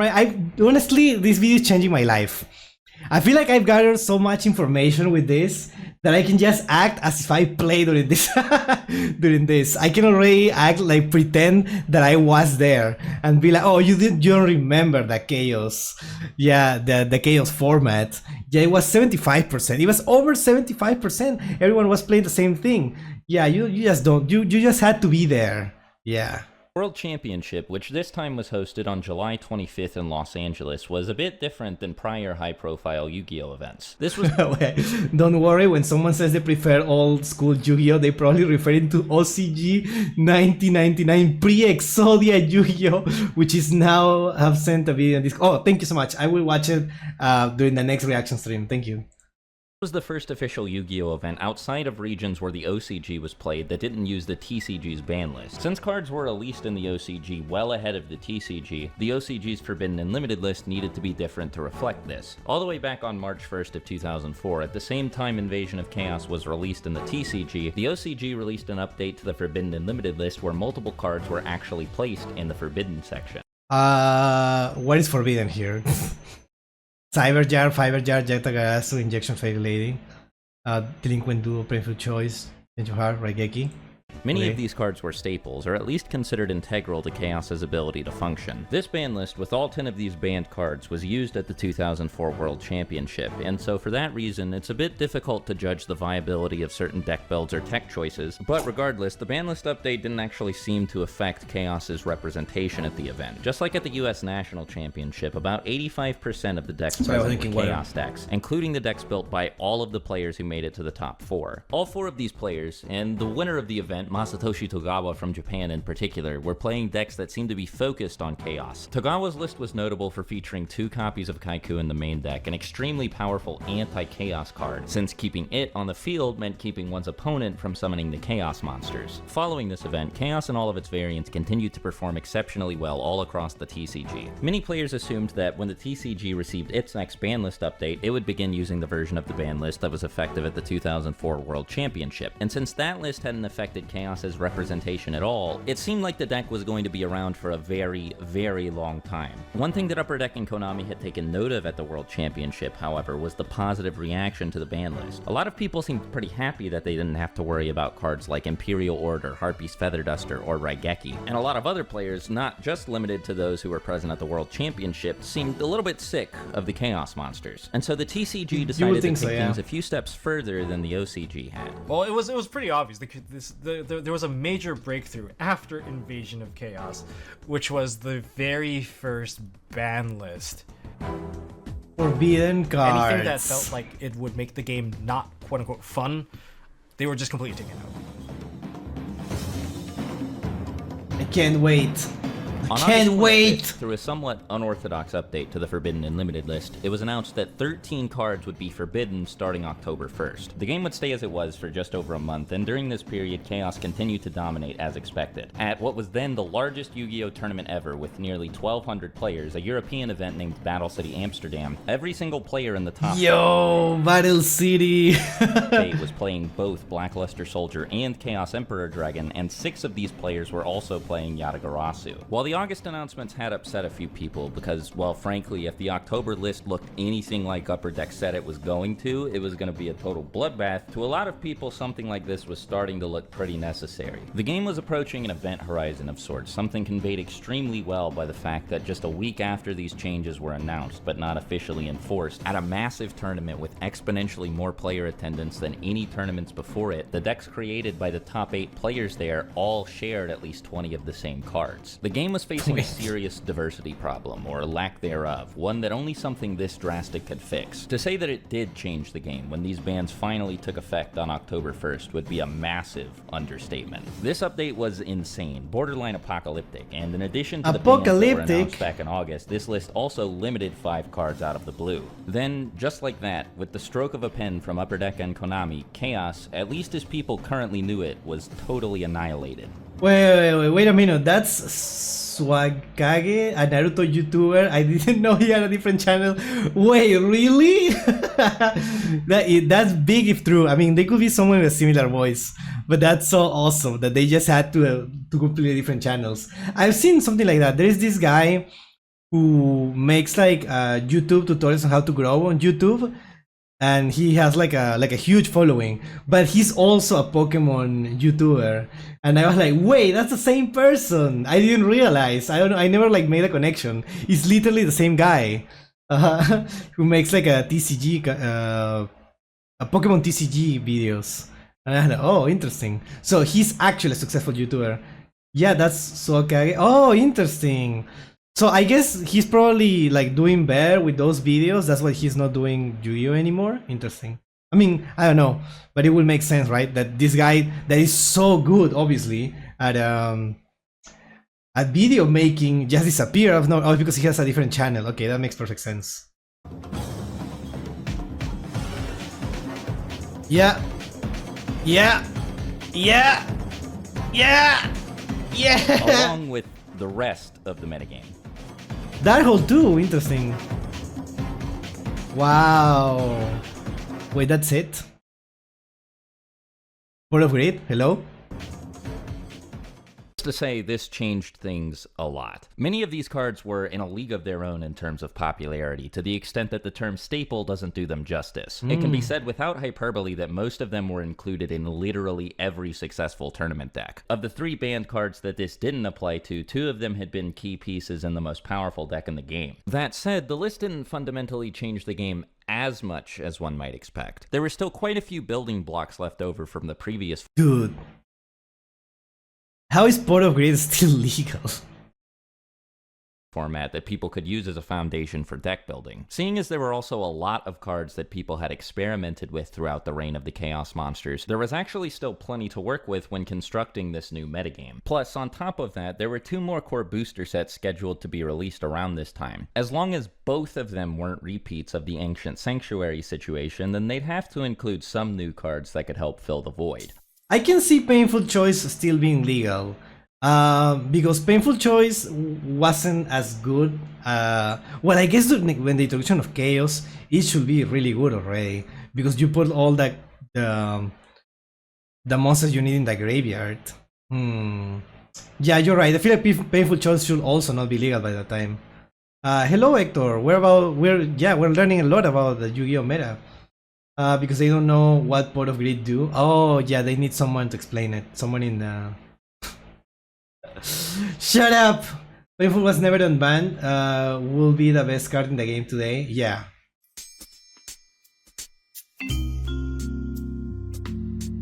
Soul of the Duelist was released on October 1st, the same day these ban list changes took effect, and the next set, Rise of Destiny, wasn't far behind. It came out just 2 months later on the 1st of December for most TCG players, though some regions, like France and Spain, received the set even earlier on the 1st of November. These sets both shared the same major issue, which was that they were mostly filled with lackluster cards. There are many things about them that are arguably more interesting than the cards they added to the game, actually. Soul of the Duelist was the first TCG booster set to follow the OCG's release structure. The OCG's core sets had always brought less cards to the table than individual releases in the TCG, and that's because the TCG had always combined 2 of the OCG's smaller packs into one larger pack. The packs didn't actually contain more cards inside them, but drew from a larger card pool. Since this was the first set to be a 1-to-1 import of an OCG set, Soul of the Duelist surprised players by only adding 60 new cards to the game. It also removed secret rares entirely, which in theory meant that many of the set's better cards would be easier to obtain. The thing is, the set really only had one good card, and that was Mobius the Frost Monarch. With Mobius!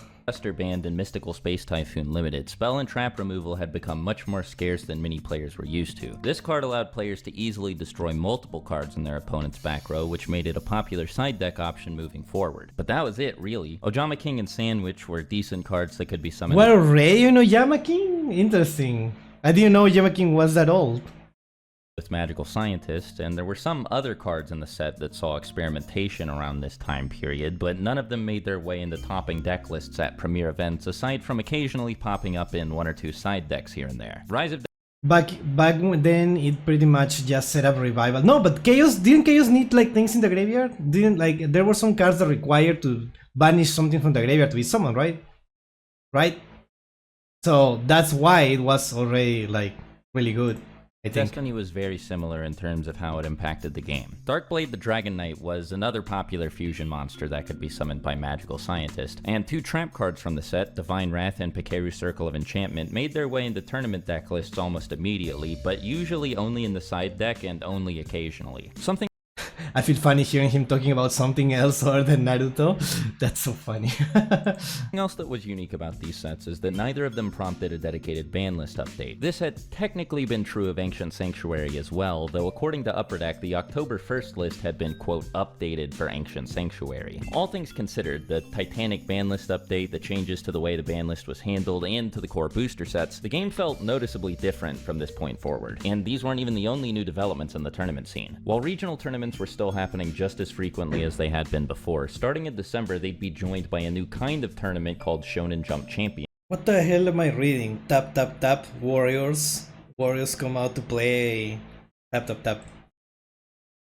These events were hosted jointly, in part by Upper Deck and in part by Shonen Jump, the company responsible That's for a really cool publishing trophy. Yu-Gi-Oh manga. According to Upper Deck, SJC tournaments were meant to be a tier above regionals in terms of prestige, not on the same level as something like the World Championship, of course, but essentially the height of competitive Yu-Gi-Oh during the normal tournament season. Among the top 8, deck lists were somewhat varied since the new meta was still far from solved, but there was one type of deck that was more popular than everything else. It actually had a few different names because it wasn't particularly well defined at this point. One of its most popular names was Cookie Cutter, since while each version of the deck usually wasn't the same from person to person, it was generally thought of as an assortment of various staple cards. In Metagame.com's coverage of SJC Gen Con, they called this deck Hybrid, though many players still called it Chaos Control because it almost always played Black Luster Soldier along with a suite of light and dark monsters. The deck's identity and game plan certainly weren't as clear as those of prior decks like Beatdown, Control, and Chaos, but most players knew they were looking at it when they saw it. This deck, whatever it was, took up 6 of the top 8 spots at SJC Gen Con, and all 6 of them were playing Black Luster Soldier, in addition to 21 more of the exact same cards. 29 of the same cards can be found in at least 5 of the 6 Cookie Cutter main decks, 31 in at least 4, and 37 in at least 3. Given how much all of these lists had in common, it was pretty much impossible to deny that this deck did have a unique identity, even if it was one that was much less pronounced than most players were used to. The remaining 2 top 8 players were Henry K, playing Magical Scientist FTK. Okay, now based. Well, look at this. What am I? This is so different from everything else. Honestly, I know this is also a toxic deck, but I respect it way more. Miguel Flores playing an Earth deck. Miguel's deck was... I also respect this like way more than the other one. That's huge. See, Giant Rat. Now this is a deck.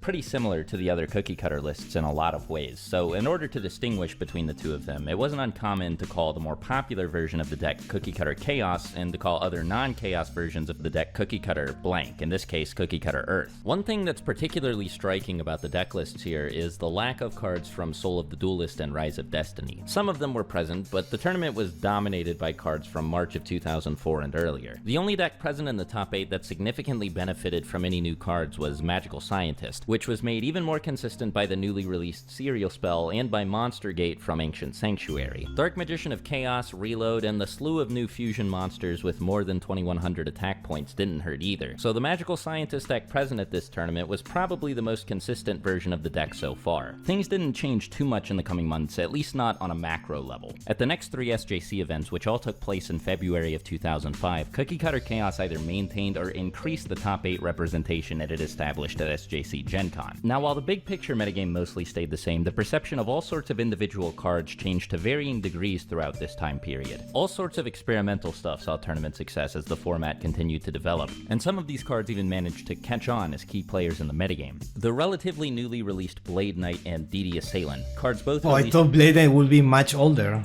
as part of different promo packs in the last quarter of 2004, were quite a bit more popular in February than they had been in December. Some people in the top 8 of SJC Gen Con had been playing Blade Knight, but it was a lot more common to see this at the 3 SJCs that happened in February. DD Assailant went from not being present in the top 8 of SJC Gen Con at all, to being somewhat popular among topping players at all 3 SJCs in February. This was a little bit surprising since he wasn't a light or a dark monster, and his effect was a little bit worse than DD Warrior Ladies, but this definitely wasn't the weirdest meta trend of early 2005. With Mystical Space Typhoon Limited, the combo was I around when Dark Arm Dragon was the best deck? Yes, that's actually when I was playing, when that was the best deck and it was super expensive, and I never had it, obviously.